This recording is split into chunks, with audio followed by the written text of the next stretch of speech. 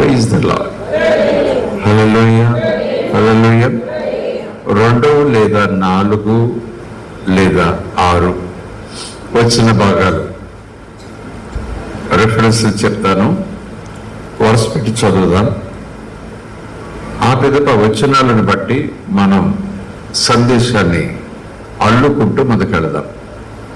ఆ సందేశాన్ని మనం చక్కగా ఒక పాత్రగా, ఒక సత్యంగా అల్లుకుంటూ ముందుకు వెళ్ళటానికి ప్రయత్నించేద్దాం. నేర్పించేవాడు పరిశుద్ధాత్ముడే. Praise the lord. హల్లెలూయా. మొదటి వచ్చిన భాగం యోహాను సువార్త 3వ అధ్యాయం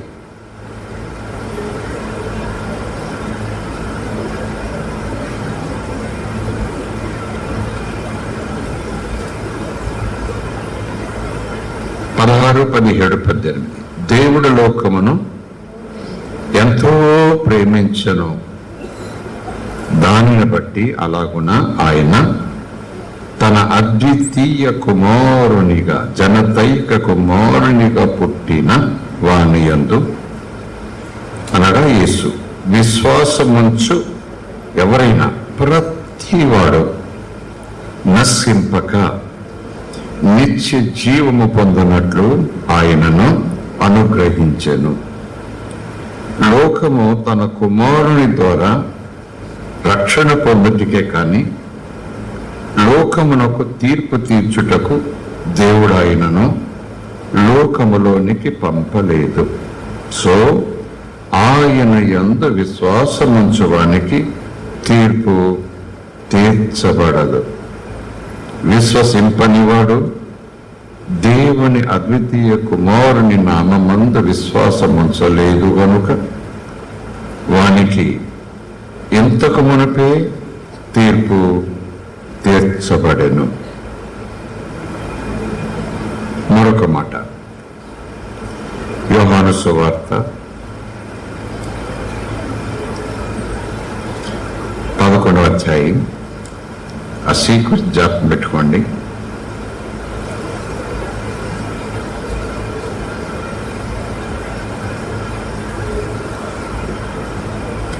25, 26 వచనాలు.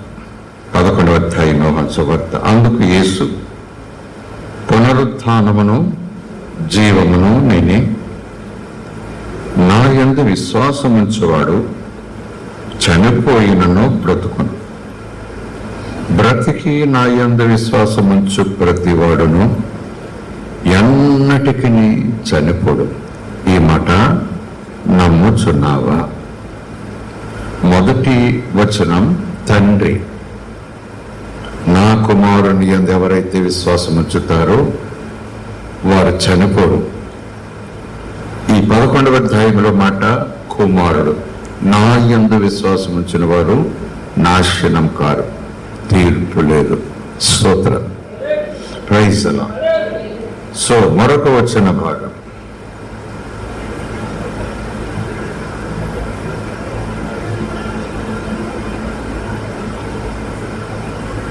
తిమోతికి అపొస్తలుడైన పౌలు రాసిన మొదటి పత్రిక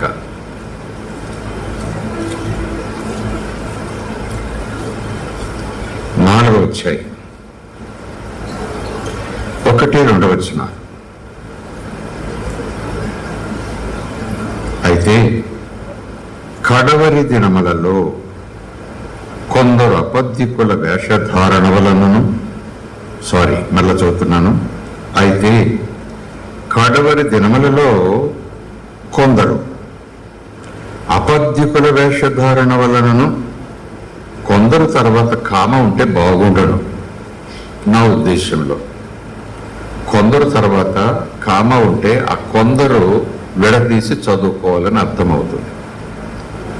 కామ లేదు కనుక కొందరు అబద్ధికుల వేషధారణ వలన, అంటే వేషధారణతో వచ్చి కొంతమంది వలన అని ఈ కొందరనే మాట నెక్స్ట్ వాడికి లింక్ అయిపోతుంది, అర్థం మారిపోతుంది. సో ప్రస్తుతానికి ఉదయానికి సంబంధించి కొందరు తర్వాత కొంచెం విరామం, కామ ఉన్నట్టుగా భావించండి. అయితే కడవరి దినములలో కొందరు కొందరు వదిలేయకండి అలాగా. కొందరు అంటే ఏమో ఎవరో. యోహాను సువార్త 3:16, యోహాను సువార్త 11వ అధ్యాయంలో చదివిన 25-26, తండ్రి మాటను నమ్మిన యేసునందు విశ్వాసం ఉంచిన అందరిలో కొందరు. యోహాను సువార్త 11వ అధ్యాయంలో చదివిన మాటల్లో నా యందు విశ్వాసం ఉంచిన వాడు ఎన్నటికీ ఎవడైనా సరే, ఎంతమంది అయినా సరే, అలాగున విశ్వసించిన వారిలో చనిపోడని ప్రభు చెప్పారు, తండ్రి చెప్పారు. ఇక్కడ ప్రభు చెప్తున్నారు, అలాగున నమ్మిన వారిలో ఎందరైనా కోట్లు కోట్లు కోట్లు కోట్లు తరాలు అందులో కొందరు. స్తోత్రం. అదనమాట. అయితే ఇలాగ తండ్రి మాట చొప్పున రక్షణ పొంది, కుమారుని మాట చొప్పున రక్షణ పొందిన వారు అందరూ చివరి దినములు వచ్చే టైంకి, అంటే లోకానుసారంగా క్యాలెండరా లేకపోతే వారి యొక్క ఆయుష్కాలపు చివరి దినాల, రెండో కూడా సమానమే. ఇది కావాలి, అది కావాలి. అయితే కడవరి దినములలో కొందరు, ఇలా రక్షణ పొందిన వారు కొందరు, అందరూ కాదు, కొందరు అబద్ధికుల వేషధారణ వలన మోసపరుచు ఆత్మల యందును దెయ్యముల బోధ యందును లక్ష్యముంచుతారు. కొందరు అబద్ధికుల వేషధారణ చూసి మోసపోతారు, లేదా మోసపరచు ఆత్మలు. చాలా మంది ఈ మాట చాలా జాగ్రత్తగా పలకాలి. ఎందుకంటే దేవుని ఆత్మ నడిపింపుని నేను మరొక నడిపింపని చెప్పకూడదు. కానీ కొంతమంది స్వలాభాపేక్షతో వారి అవసరం నిమిత్తం లేదా శరీరం చేత ఎక్కువగా ప్రేరేపించబడి వినేవారి చెవులకు వారి అవసరాన్ని బట్టి ఒక శుభవచనం పలికితే నాకేదో వస్తుంది అనే ఉద్దేశంతో అన్నట్టుగా కొంతమంది ఆత్మ బయలుపరుస్తున్నారు అని చెప్తుంటారు. అందరూ కాదు సుమా, కొందరు మోసపరచు ఆత్మల యందు. పరిశుద్ధాత్మ ఎవరిని మోసపరచరు, ఆయన సత్యం. Praise the lord. కానీ మోసపరిచేవాడు దొంగ, దోచుకునేవాడు, చంపేవాడు, నాశనం చేసేవాడు, అపవాది సాతాను, వాడి పక్షంగా 1/3% అద్దురాత్మలు. అవి కూడా ప్రేరేపిస్తాయి, అవి కూడా పలికిస్తాయి, అవి కూడా మన నాలుకను వశపరుచుకుంటాయి, మన పెదాలను వశపరుచుకుంటాయి. ఎస్, కనుకనే మోసపరుచు ఆత్మల యందు లక్ష్యం ఉంచుతారు. కొంతమంది భక్తి ఏ స్థాయిలోకి వెళ్ళిపోతుందంటే, నేను ఆ వ్యక్తులను చూశాను కనుక ఆ విధానాన్ని అనుసరించే వారిని చూసి నేను కాస్త భ్రమపడ్డాను గనక మీకు ఒక ఉదాహరణగా చెప్పక తప్పదు. ఆ తీరు ఈ దినాల్లో ఇంకా ఎక్కువైపోతా ఉంది, విశృంఖలమైపోతా ఉంది. ఆత్మీయత అనే ముసుగులో కొంతమంది భక్తి తీవ్రతలో, కొంతమంది వ్యక్తులకు ఇలాగున్న సహాయం అడుగుతూ, సలహా అడుగుతూ మాట్లాడుతుంటారు. ఏ స్థితి అంటే ఈరోజు ప్రభు నన్ను ఏ వండుకు తినమంటున్నాడు చెప్తారా? ఇంకా అవతల వాళ్ళు మరీ పరిశుద్ధులు కదా, ఈరోజు ఇది వండుకు తినమంటున్నాడు, ఇది నీకు మంచిదట. ఇది ఉదాహరణ సుమా, నవ్వకండి. ఎంత మహాభక్తులు ఉన్నారు. ఆ భక్తులకు అవతలించి సమాధానం ఇచ్చేవారు కూడా దేవుని దగ్గర కనిపెట్టి, ఏ వండుకోమంటావు ఈరోజు ప్రభువా అని కనిపెట్టి ఆయన బయలుపరుస్తారట, వీళ్ళు చెప్తారట. అప్పుడు వీళ్ళ అతిశయం, లేకపోతే ఆహా ఈ రోజు మేము దేవుడు వండుకోమను అంటే వండుకుంటున్నాం. అంటే ఒక ఉదాహరణ చెప్తున్నాను. ఇలాంటి గుంపులు ఉన్నాయి, చాలా ఉన్నాయి. అనారోగ్యం వచ్చినప్పుడు, వైద్యులు ఏదో తినొద్దని చెప్పినప్పుడు, నాకు తినాలని అనిపించుతున్నప్పుడు, ఏదో అటువంటి సందర్భంలో ప్రభా ఏంటి విధానం, ఏం తినమంటావు, వద్దంటావు అని అన్నట్టుగా మనం అడిగితే దేవుడు మనల్ని నడిపిస్తాడు. స్తోత్రం కలుగునుగాక. Praise the lord. Hallelujah. Of course ఒకరోజు ఒక రాజుకి, హిజ్కియా రాజుకి మరణకరమైన వ్యాధి వచ్చింది. క్యాన్సర్ అంటారు, రాచపుడు.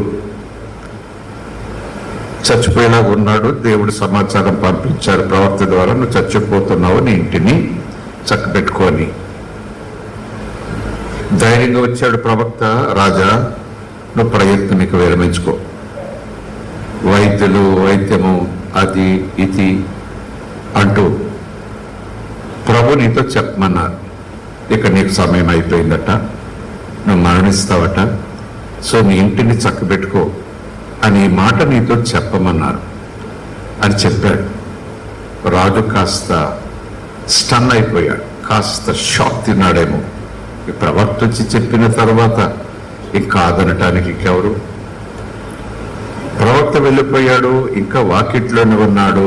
రాజు ఏమాత్రం ఆలస్యం చేయకుండా గోడ వైపు ముఖం తిప్పుకొని గొల్లుని ఏడుస్తూ ప్రార్థన చేశాడు.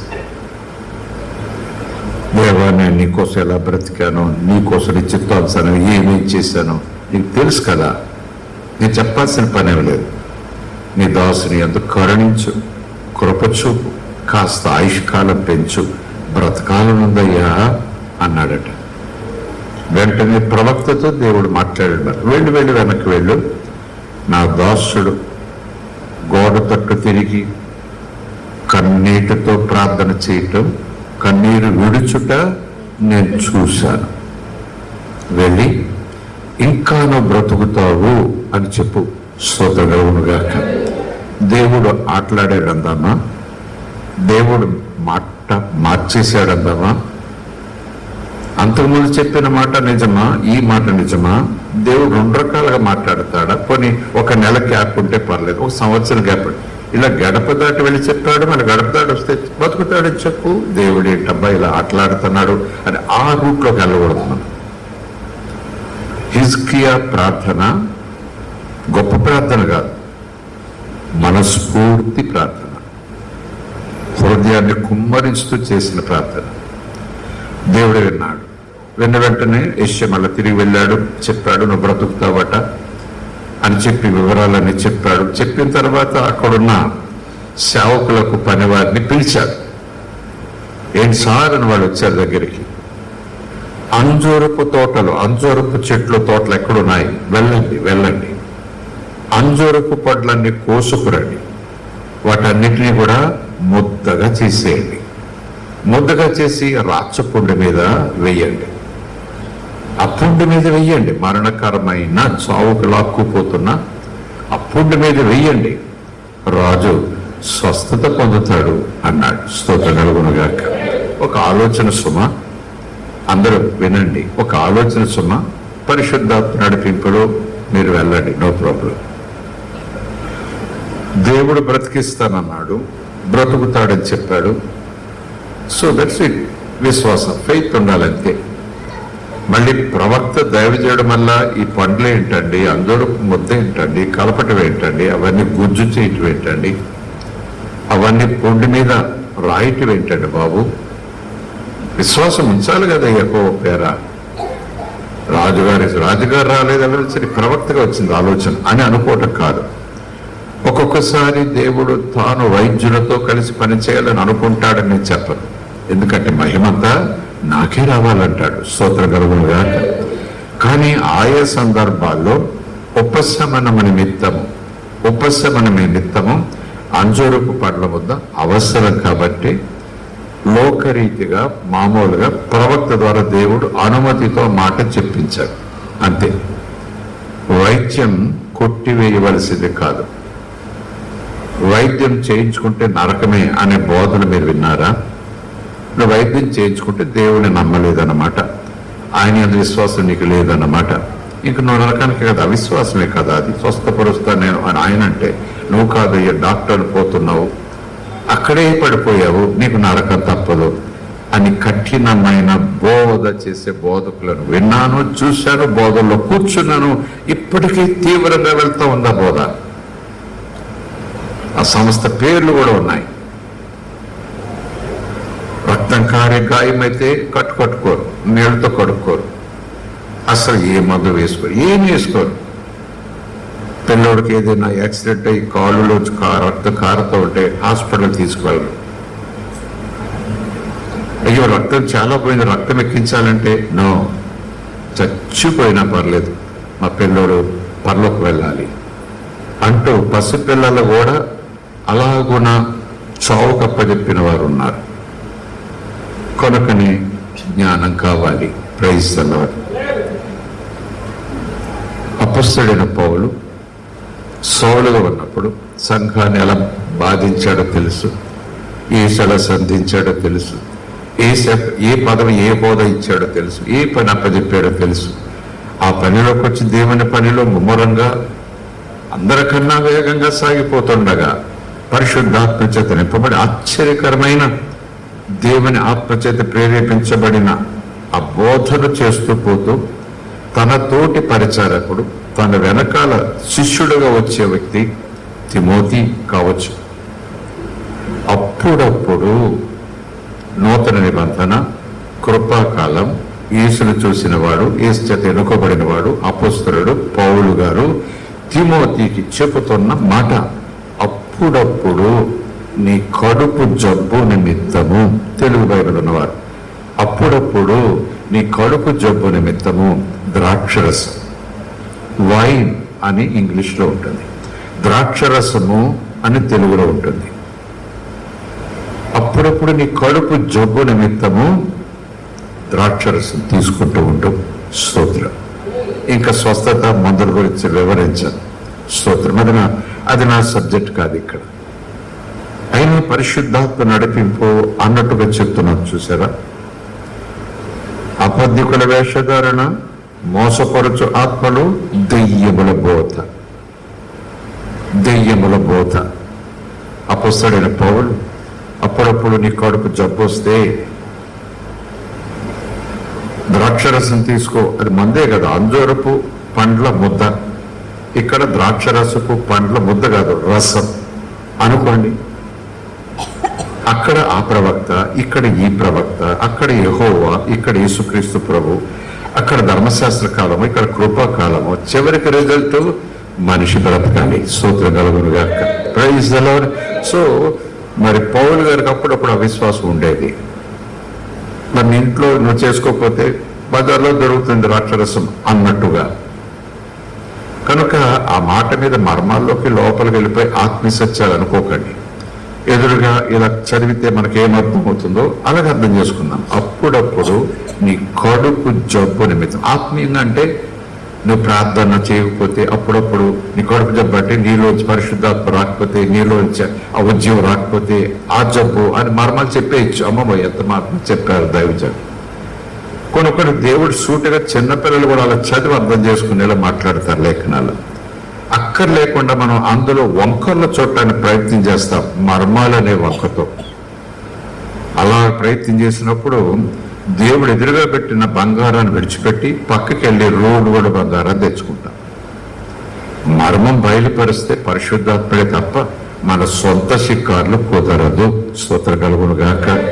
మర్మములు చెప్పుటకు, మర్మములు వివరించుటకు అధికారము, యోగ్యత, జ్ఞానము కలిగిన వాడు యేసొక్కడే. స్తోత్రం కలుగును గాక.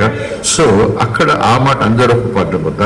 ఇక్కడ నీ కడుపు జబ్బు నిమిత్తము విశ్వాసంలోకి వచ్చాడు, పరిశుద్ధాత్మ నింపబడ్డాడు, సేవకు సిద్ధపడుతున్నాడు, సేవ కూడా ప్రారంభించాడు.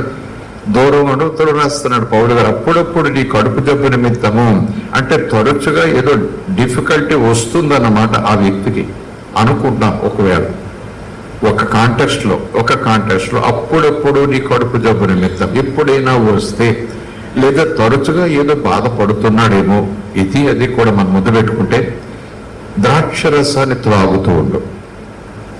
మత్తుగా ఊగి తూగి సముద్రంలో పడవలాగెళ్తుంది అలా నేల మీద నడిచేంత కాదు, మితముగా మోతాదుగా అన్నట్టు.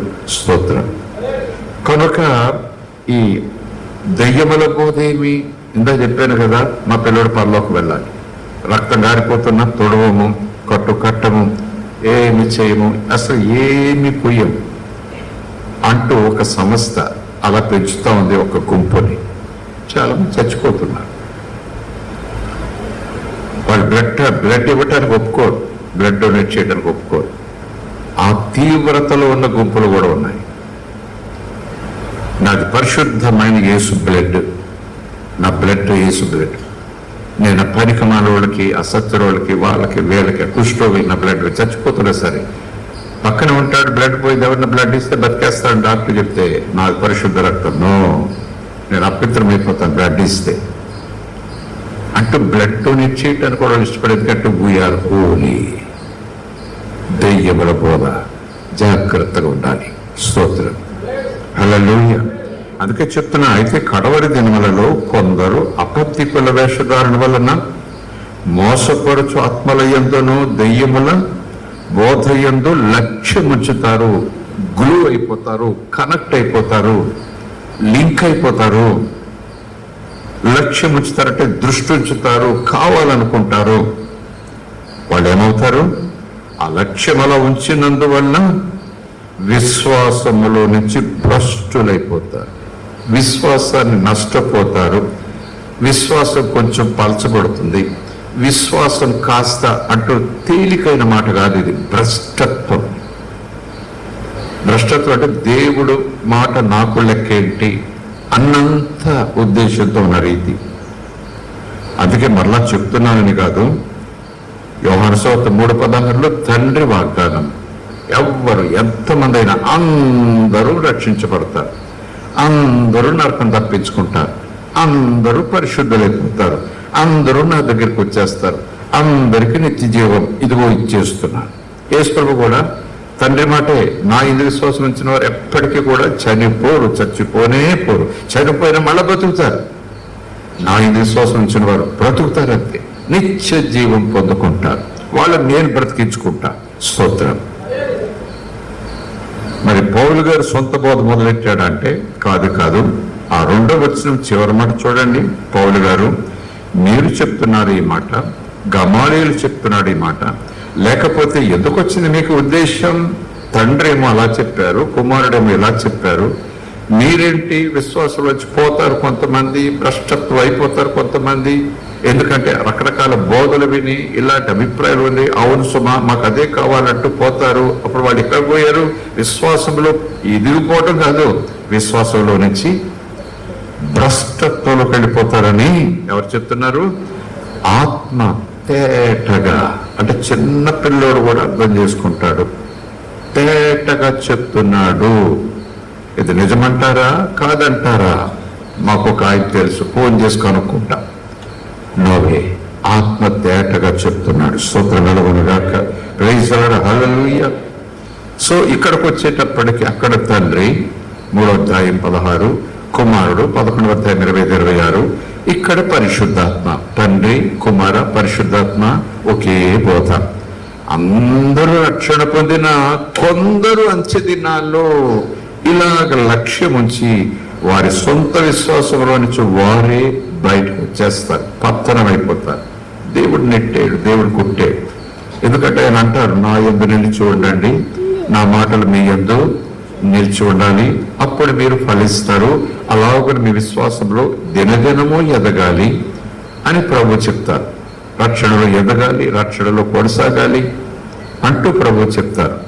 కనుక ఇది ప్రభు నెట్టివేయటం కాదు. ఏదేని తోటలో ఆదమ్మ వల్ల నెట్టేసినట్టుగా పరలోకంలో నేను దేవుడిగా ఉంటాను, దేవుని కన్నా పైన సింహాసనం వేసుకుంటాను, నేను దేవుడిగా ఎందుకు ఉండకూడదు అన్నప్పుడు లూసిఫర్ని పైనుంచి కిందకి తరిమివేసినట్టుగా, తోసివేసినట్టుగా దేవుడు కృపలోకి ఆహ్వానించిన తర్వాత ఆయన త్రోసివేడు. ఈ లక్ష్యం ఉంచటం వల్ల ఆ స్థితి అవిశ్వాసిని పడగొట్టేస్తుంది, ఆ స్థితి అవిశ్వాసిని లాగేస్తుంది. ఇందులో దేవుని తప్పేమీ లేదు. స్తోత్రం కలుగునుగాక. Praise the lord. సో మరొక మాట, ఎందుకంటే మనం ఏం చేస్తాం చెప్పండి, ఇక్కడ ఒక నోలు, ఇక్కడ ఒక నోలు, అక్కడ ఒక నోలు, ఇక్కడ ఒక నోలు, అన్నిటినీ చక్కగా కలిపి ఒక వస్త్రంగా మనం తీసుకునే ఆహారం నిలిచేలాగా తయారు చేసుకుంటున్నాం. స్తోత్రం కలుగునుగాక. ప్రైజ్ ది లార్డ్, హల్లెలూయా. ఒక్క మాటతో 3 గంటలు ప్రసంగం కూడా చేయొచ్చు, వివరంగా చెప్తూ అక్కడ ఒక మాట ఇక్కడ ఒక మాట కాంబినేషన్ చెప్తామంటే అదొక రీతిలో అర్థమవుతుంది.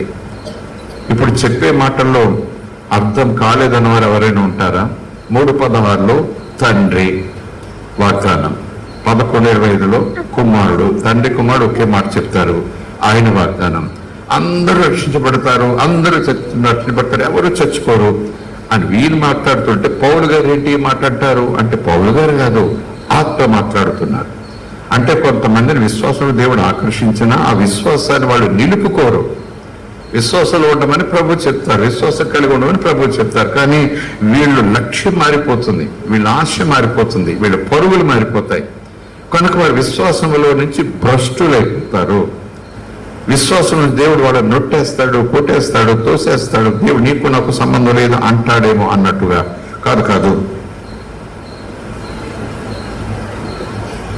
అటువంటి స్థితి యందు, అటువంటి వ్యక్తులు యందు, అటువంటి బోధలు యందు వారు లక్ష్యం ఉంచారు గనక, అంటే విశ్వాసం ఉంచారు గనక ఈ తొలి విశ్వాసంలో నుంచి బయటకు వచ్చేస్తారు అని ఆత్మతేటగా చెబుతున్నారు.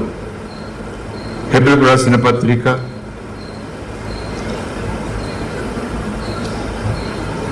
2వ అధ్యాయం 1, 2, 3 వచనాలు. ఒకసారి దేవునికి స్తోత్రం చెబుదాం. అందరు చెప్పలేదు. కావున మనము వినిన సంగతులు, సువార్త సంగతులు, దేవుని సంగతులు, ఆత్మ సంగతులు, రక్షణ సంగతులు, ముసలముచ్చట కాదు, రాజకీయాలు కాదు, లోకంలో జరుగుతున్న సంగతులు నో.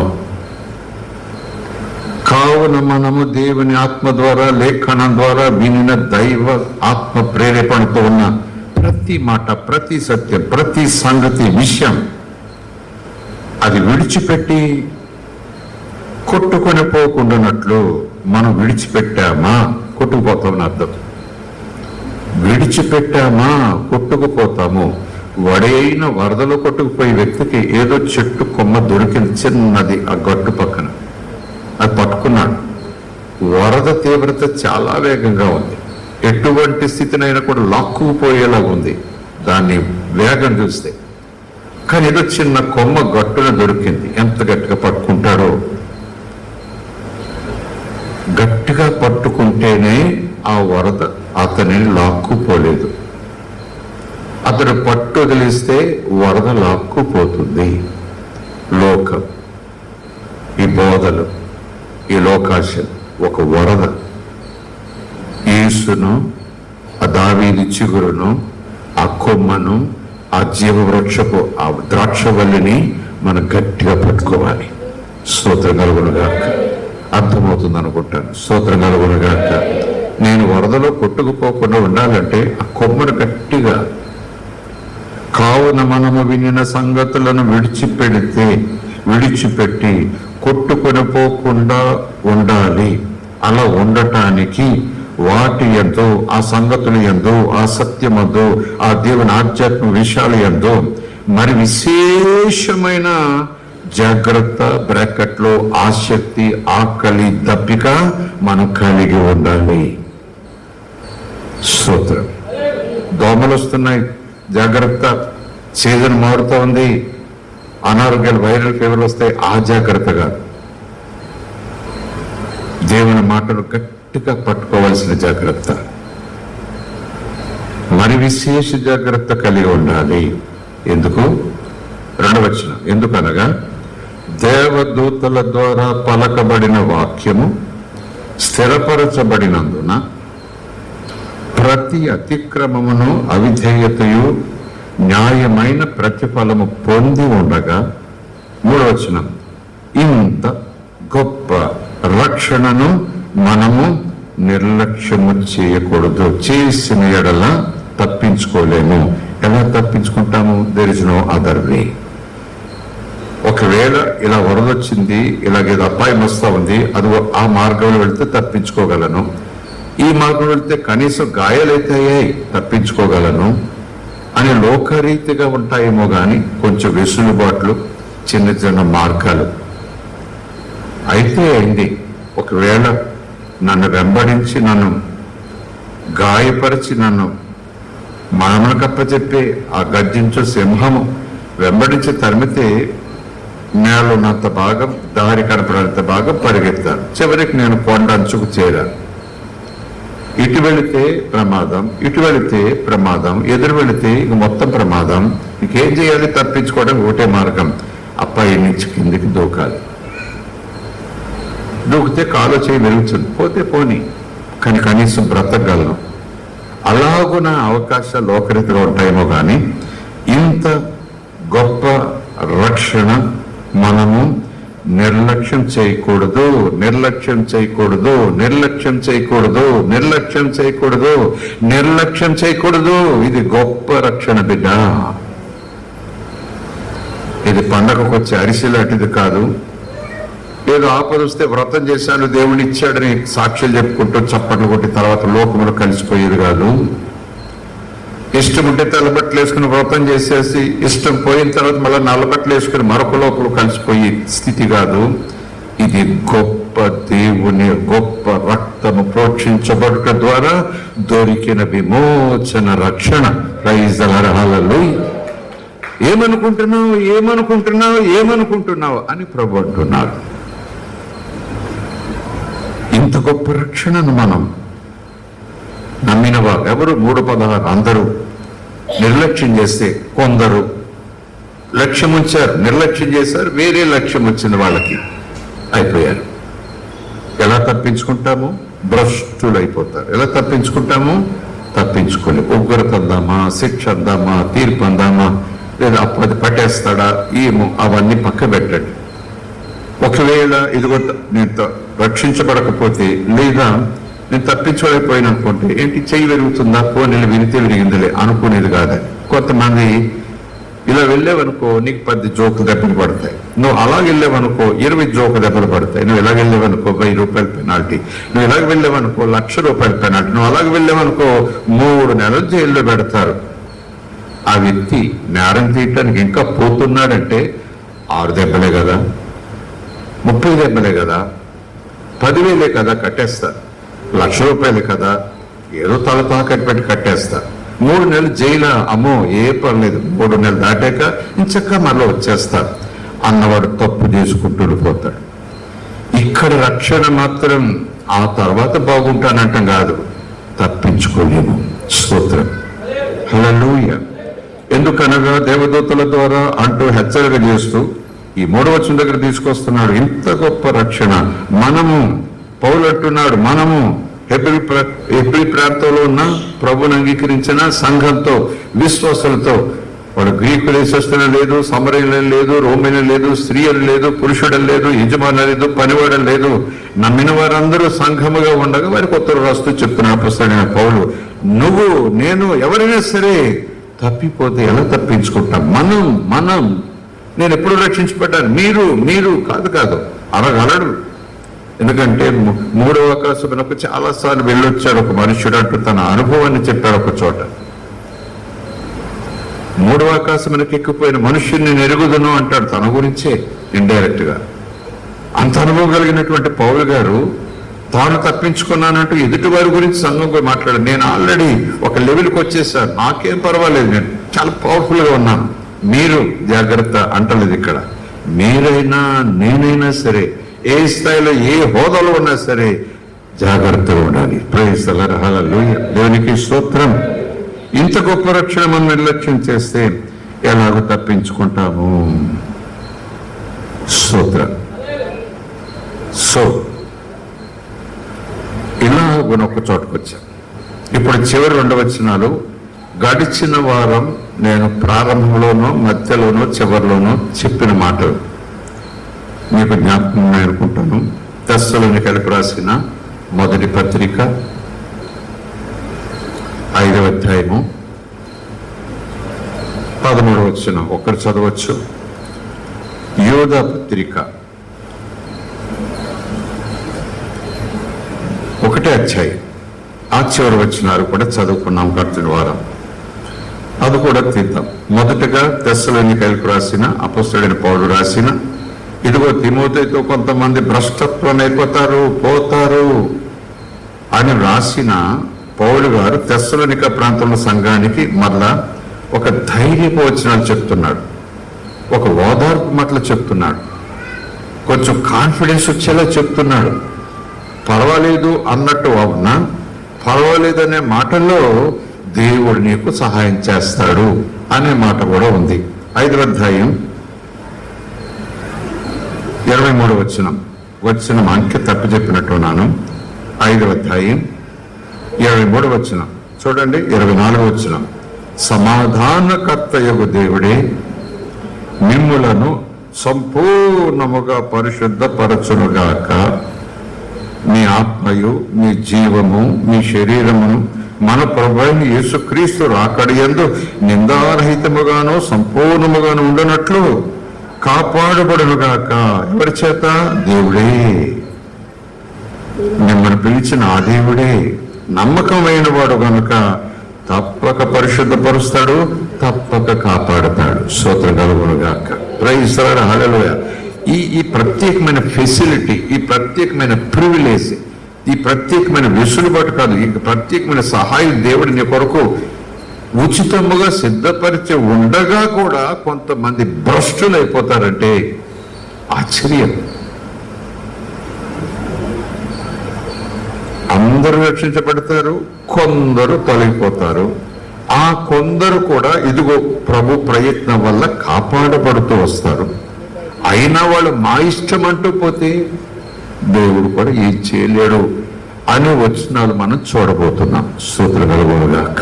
Praise the lord.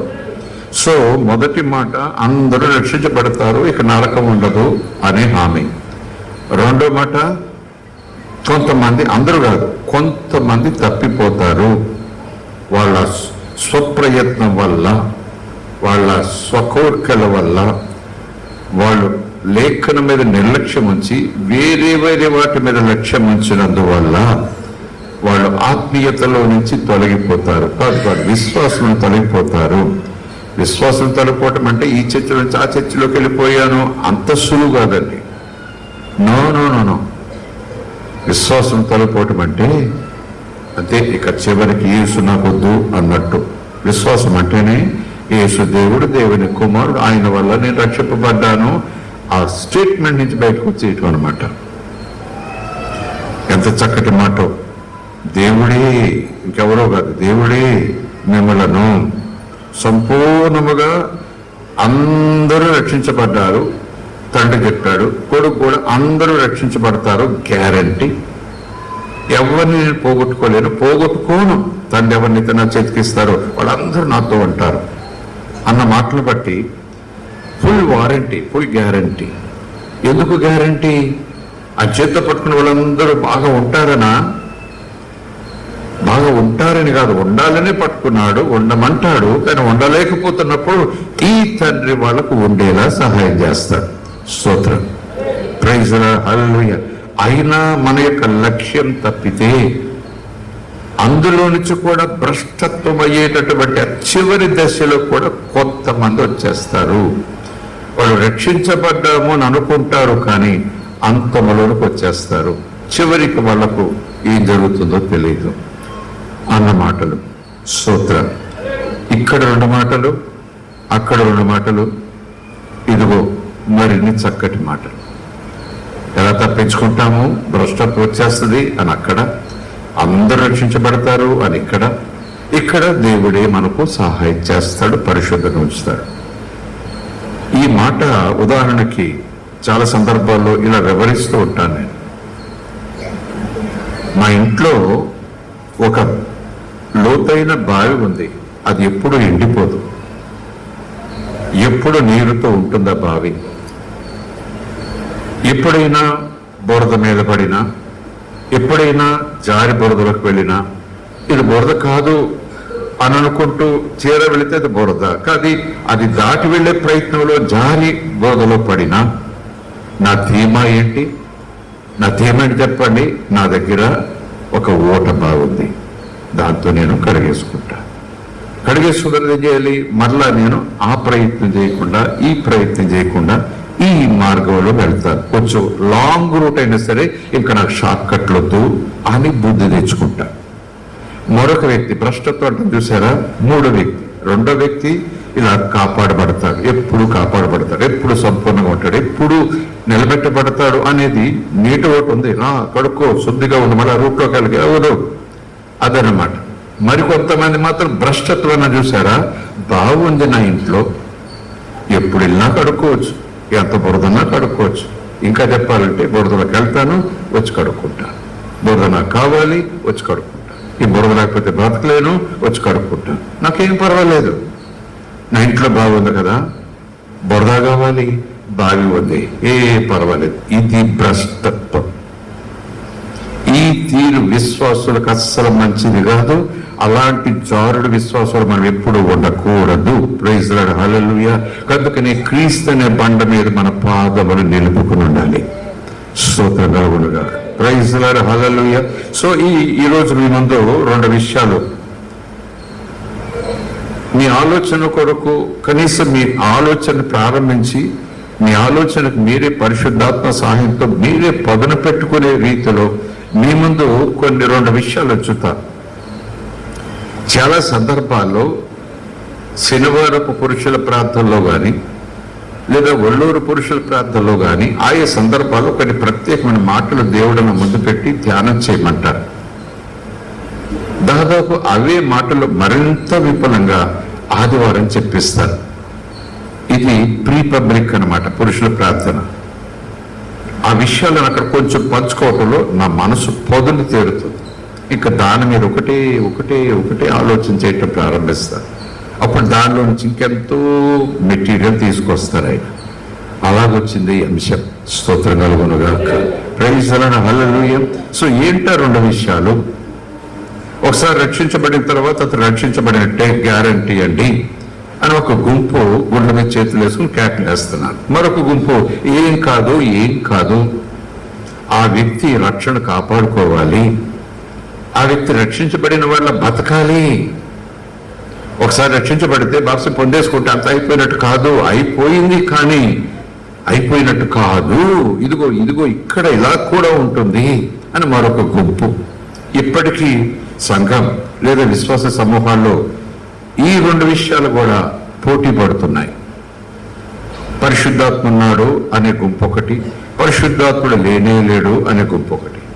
భాషలున్నాయి, భాషలతో ప్రార్థన చేస్తే దేవుడితో మాట్లాడినట్టే, తనకు తాను క్షేమాభివృద్ధి కలగజేసుకుంటాడు, యేసే అతనిలో నుంచి ప్రార్థన చేస్తాడు అని వాక్యాలను నమ్మిన ఈ గుంపు ఇక్కడ. భాషలు లేవు, ఏమి లేవు, తుచ్ అని చెప్పే గుంపు ఇక్కడ. We have to be very careful. చాలా జాగ్రత్తగా ఉండాలి. స్తోత్రం కలుగునుగా. ప్రైజ్ లార్డ్, హల్లెలూయా. దేవుని మనకి స్తోత్రం. అందుకని ఈ లేఖను ఒక్కసారి నమ్మి భాష పొందితే ఇంక అతనికి పట్టా చేతికి వచ్చినట్టే. ఇంటి పట్ట మాదిరిగా పరలోకం పట్ట అన్నట్టుగానే తండ్రి అన్నాడు అక్కడ, అన్నట్టుగానే కొడుకు అన్నాడు ఇక్కడ. ఇంకా చాలా వచనాలు ఉన్నాయి. ఎప్పటికీ మన దేవుని పిల్లలమే, క్రీస్తుతోడి వారసులం. దేవుడు అలా మన పక్షమునుండగా తండ్రిగా మనకు విరోధులు ఎవరు? పదుల్లో ఉంటాయి వాగ్దానాలు. అవును రక్షింపబడ్డాడంటే రక్షింపబడినట్టే చెప్పాను కదా. రక్షింపబడిన వాడు మళ్ళా తొట్టిల్లితే అయ్యయ్యో చీచి అనుకుంటూ పరిగెత్తుకొచ్చేసి శుభ్రంగా కడిగేసుకుని అమ్మో ఈ రూట్ నాకు వద్దు, ఈ రూట్తో వెళ్తాను అన్నవాడు ఒకలై. అసలు బురదలోకి వెళ్లకుండా ఉండేవాడు ఇంకా గ్రేట్. వెళితే అమ్మో చీచి అనుకుంటూ వచ్చి కడుక్కొని మళ్ళీ జాగ్రత్తగా పొడి నీళ్ళ మీద వెళ్ళేవాడు మరొక గుంపు. బురదలోకి వెళ్ళినా పర్వాలేదు, బురద చేసుకున్నా పర్వాలేదు, మనకు ఉన్నాడు కదా, ఉంది కదా జీవజలం అంటూ బురద చుట్టూ బురదలోనే కాపురం పెడదాం అనుకుంటూ రక్షణలో పోయి ముందుకు సాగుదాం అనుకుంటే ఇది ఎంతవరకు సమంజసము అని ఈ గుంపు. కనుక రెండే విషయాలు. ఒకటి, రక్షించబడిన వాడు ఎప్పటికీ రక్షించబడినట్టే. ఒక్కసారి క్రైస్తవుడైతే అతడు తన రక్షణ కోల్పోడు, అది రాసిచ్చేశాడు దేవుడు అన్నటని వాక్యాలు ఉన్నాయి. కాదు అనటానికి కూడా వాక్యాలు ఉన్నాయి. ఇవి 2 కూడా మనకు తెలుసుకుని ఉండాలి. స్తోత్రం. అందుకే అంటున్నాను కదా, ఒకే రూట్లో వెళ్ళిపోతామంటే ఎవడైనా వచ్చి కొన్ని ఏదైనా మాటలు చెప్పచ్చు. కనుక 4 వైపుల నుంచి కొన్ని మాటలు మనం సమకూర్చుకుని పెట్టుకుంటే దానిని బట్టి ఒక నెట్వర్క్ మనం ఏర్పాటు చేసుకుని ధైర్యంగా ఉంటాం. స్తోత్రం కలుగునుగాక. నిరీక్షణ, రక్షింపబడ్డాను, కాపాడబడ్డాను, క్షమించబడ్డాను, పరిశుద్ధుడినయ్యాను, అదొక నిరీక్షణ. నాకు ఎప్పటికీ మరణం ఉండదు, తీర్పు ఉండదు, నేను పరిశుద్ధుడని, అదొక చక్కటి నిరీక్షణ. We have that confidence, we have that hope in our faith through Jesus. By his word. అయితే మరి కొంతమంది జారిపోతున్నాం కదా, దిగజారిపోతున్నాం కదా, చాలా దూరం పోతున్నాం కదా. చాలా దూరం ఏంటి, ఇక దేవుడి చేత ఆశించబడే రీతిలో మనం ఉంటున్నాం కదా. అయినా మరొక నిరీక్షణ, కొత్త నిరీక్షణ కాదు, మొదటి నిరీక్షణలోనే ఒక అద్భుతమైన ఆకర్షణ. నిరీక్షణ, నీకొక బాగుంది, పశ్చాత్తాపడు, దేవుని తిరుగు, వచ్చి దేవుడిని కడిగేసి మళ్ళా నిలబెడతాడు. కనుక తొలగిపోయిన వాడు గొల్లుని ఏడుస్తూ లోపల కలిపాల్సిన పని లేదు. నువ్వు నిజంగా దేవుని మీద ఆశ ఉంటే, మళ్ళా దేవుని హత్తుకుని దేవుని కోసం నిలబడాలని కోరుకుంటే, వచ్చే యేసు నిన్ను కడిగేస్తాడు, నిలబెట్టేస్తాడు. ఈ నిరీక్షణ ఈ రెండో గుంపుకుంది. మరొకటిది తప్పుడు నిరీక్షణ. మొదటి నిరీక్షణ శ్రేష్టం, రెండవ నిరీక్షణ జారిపోయిన వాడు మళ్ళా వెనక్కి వచ్చేసి దేవుడిని కడుగుతాడు నువ్వు ఒప్పుకుంటే అంటూ ఇదొక అద్భుతమైన నిరీక్షణ. మూడవ నిరీక్షణ, ఆ నిరీక్షణ మూర్ఖత్వమా, తెలివి తక్కువతనమా, బుద్ధిహీన, ఇది నిరీక్షణే. మొదటిది నిరీక్షణే, ఎప్పటికీ చచ్చిపోరు, ఎప్పటికీ తీర్పు ఉండదు, ఎప్పటికైనా దేవుని కొడుకుని. రెండవది ఒక జారిపోతే, అపవ చేతులు పడితే, మోసపోతే, కొంతమంది ఇలాగున ఒకవేళ అలాంటి స్థితి నాకు వస్తే, ఇస్కరియోతు యూదాలాగో మరొకలాగో జారిపోతే ఇక అయిపోయినట్టేనా? ఏం కాదు, యేసు నిన్ను రమ్మంటున్నాడు. ప్రైజ్ ది లార్డ్, హల్లెలూయా. అది అద్భుతమైన మరొక నిరీక్షణ. పడిన వాడు తిరిగి మరలా కాళ్ళ మీద నిలబెట్టడానికి దేవుడు చేపట్టు లేపుతాడు. ఇది అద్భుతమైన నిరీక్షణ. మూడో నిరీక్షణ, ఆ నిరీక్షణ మరి ఏం పేరు పెట్టాలో తెలియదు. యేసు రక్తం ఉంది కదా అని పాపములో కాపురం పెట్టడం, యేసు రక్తం ఉంది కదా అని పాపంతో స్నేహించేయటం, ఇంకా పాపను దేవుని బిడ్డవు కదా దూరంగా ఉండు అని ఒకవేళ పాపమే అంటుంది అని మనం ఊహించుకుంటే, పాపానికి కూడా ఈ పరిశుద్ధులుగా చెప్తారేమో, ఏం పర్లేదు నాకు యేసు రక్తం ఉంది, నువ్వు నేను జతగలదాం అంటారేమో. ఈ మూడవ నిరీక్షణ కలిగిన విశ్వాసం. ఏ నిరీక్షణ చెప్పండి? ఏ నిరీక్షణ? మంటల్లోకి తీసుకుపోయే నిరీక్షణది. నాకు నీరుంది కదా అని మురికలో కాపురం చేసేది, అదే నిరీక్షణ. నిరీక్షణలో ఏంటంటే నాకు ఉంది ఓట, మురుకులో కూర్చుంటాను, మురుకులో పడుకుంటాను, మురుకు తింటాను, మురుకు మాట్లాడతాను, నాకు ఉంది నీరు, రక్షణ. ఇదే భ్రష్టత్వం, ఇది దుర్మార్గం, ఇది దేవునిని వెక్కిరించటమే, ఇది దేవుని ఎదిరించటమే. ఒకవేళ ఆ స్థితిలోకి వెళ్ళిపోయిన వ్యక్తికైనా మళ్ళా రక్షణ ఉందా అంటే, ఆ వ్యక్తి దేవుని వైపు తిరగాలి. ప్రైజ్ ది లార్డ్, హల్లెలూయా. తిరిగితేనా క్షమించడానికి ఎప్పుడు సిద్ధంగా ఉంటాడు. చెప్పండి సూత్రాలు చేయాలి. ప్రైజ్ ది లార్డ్, హల్లెలూయా. చకచకా కొన్ని మాటలు నేను వివరిస్తాను. ఒక్కొక్కటి ఒక్కొక్క రీతిలో లోతుగా వెళ్ళే అవకాశం ఉంది. అయినా చూద్దాం, దేవుని చిత్తం అయితే వచ్చే ఆదివారం కూడా దీన్ని ఎలాబరేట్ గా కాదు, మరింతగా ముద్రపడేలా కూడా, శిల్పం మీద శిల్పి చెక్కినట్టుగా. ఏమైనా నాన్ ఎరాజబుల్ ఇంక్స్ వాడితే అది చిరిగిపోదు అన్నట్టున్నా, శిల మీద శిల్పి ఒలితో చెక్కేస్తే అది ఎవరు చెరపలేదు. కాలమే వేల సంవత్సరాలకు ఆ రాయి గాలికి వర్షానికి, ఎండకి గాలికి వర్షానికి పై పొర రేణువులుగా ఎగిరిపోతే వాతావరణానికి నునుపు అయిపోతుందేమో. ఇప్పుడు శిలాశాసనాలంట దొరుకుతున్నాయంటున్నారు. ఎక్కడో దొరికింది 1000 సంవత్సరాల క్రితం, 20,000 సంవత్సరాల క్రితం, 3,000 సంవత్సరాల క్రితం ఎవరో రాజు రాశాడు, ఇదిగో లిపి. ఇప్పుడు వాళ్ళు చెప్తారు 1000, 1500, 2000, 3000, 5000 సంవత్సరాల క్రితం రాశారు, బొమ్మ ఉంటుంది అదేదో. అది మనకు చరిత్ర, హిస్టరీ, బొమ్మలేసి మరి చెప్తారు. అందుకే ఆ శిల మీద శిల్పి చెక్కితే ఆ శాసనం పోదు. స్తోత్రం కలుగునుగాక. అలాగనే మనం కూడా ఈ లేఖనాలను ఈ రీతిగా లోతుగా ధ్యానం చేస్తూ పోతే ఇంకెప్పటికీ మర్చిపోకుండా ఉండాలి. జాగ్రత్తలు చెప్పే కానిస్టేబుల్ ఉంటాడు, జాగ్రత్తలు చెప్పే గవర్నమెంట్ ఉంటుంది. జాగ్రత్త తప్పితే తీసుకుపోవడానికి, వైద్యం చేయడానికి 104, 108 అంబులెన్స్లు కూడా సిద్ధంగా ఏర్పాట్లన్నీ ఉంటాయి. కానీ నేను పడిపోతే అంబులెన్స్ ఉంది కదా పర్వాలేదు, నేను పడిపోతే ఆరోగ్యశ్రీ ఉంది కదా పర్వాలేదు, నేను చనిపోతే ఇది ఉంది కదా పర్వాలేదు, జీవోలు ఉన్నాయి కదా. తినమనండి ఎవరినైనా చక్కగా. అవేవో గన్నేరు పప్పు తినేస్తారు పోతుంది. అంబులెన్స్ ఉంది కదా, 108 ఉంది కదా, ఆరోగ్యశ్రీ ఉంది, తినమనండి ఎవరినైనా గన్నేరు పప్పు. ఆరోగ్యశ్రీ ఉంది కదా తినమనండి. అసలు అంబులెన్స్ వస్తుందో లేదో చూద్దాం, తింటా. అప్పుడు మనకు అమ్మో ఎంత తెలుగు, అంబులెన్స్ ఉందని తింటామా? ఆరోగ్యశ్రీ అబద్ధమని తెలుసుకోవడానికి తిందామా? అలాగే యేసు కృప ఉంది కదా అని పాపం చేద్దామా? No way. Praise the lord, hallelujah. So రక్షించబడిన తర్వాత తండ్రి కుమారులు ఇద్దరు కూడా వాగ్దానం చెయ్యి కలిపి వాగ్దానం చేసిన తర్వాత వాళ్ళిద్దరూ కలిసి ఆత్మతో కలిసి నా చేయి పట్టుకుని 3 చేతులు కలిసి ఇంత వాగ్దానం చేసిన తర్వాత నన్ను వదిలిపెడతాడా? వదిలిపెట్టాడు. నేను పడిపోయి అయ్యా పడిపోయి నేను చెప్పితే వదిలిపెట్టాడు, పట్టుకుంటాడు. నేను పడిపోతూనే ఉంటాను, ఇప్పుడే చదువుకున్నాను వచ్చినాను, నువ్వే కాపాడుతావట. నేను పాపంలో కాపురం చేస్తాను, నువ్వే పరిశుద్ధపరుస్తావట. నేను అవినీతిలో కాపురం చేస్తాను, నువ్వు కాపాడుతావట. ఇది అపోస్టసీ అంటారు క్రిస్టియానిటీలో. భ్రష్టత్వం, దేవుని వెక్కిరించడం, యేసు రక్షణను వెక్కిరించడం, యేసు శిలువ మీద వేలాడటం వెక్కిరింత. కాచేవగా నన్ను కడుగు, కాచేవగా నన్ను కడుగు, రోతలోనే కూర్చుంటా, కాచేవగా నన్ను కడుగు, కడుగుతానన్నావు కదా, పెద్ద గొప్ప మాట చెప్పావు కదా. ఈ రీతిలో విశ్వాస సంఘాల్లో ఉంటే వాళ్ళు దెయ్యపు ప్రభావంలో ఉన్నట్టే. దెయ్య వాళ్ళలో ఉన్నట్టు నేను ఆ మాట అనటానికి నేను సరిపోరు. ప్రభావంలో ఉన్నట్టే. పేతురు కూడా అలాంటి ప్రభావానికి లోనైనట్టుగా ఒక వచనం చూస్తాం. ఇస్కరియోతు యోధ ప్రభావంలో కాదు, ప్రభావమే లోపలికి వచ్చేసిన రీతి.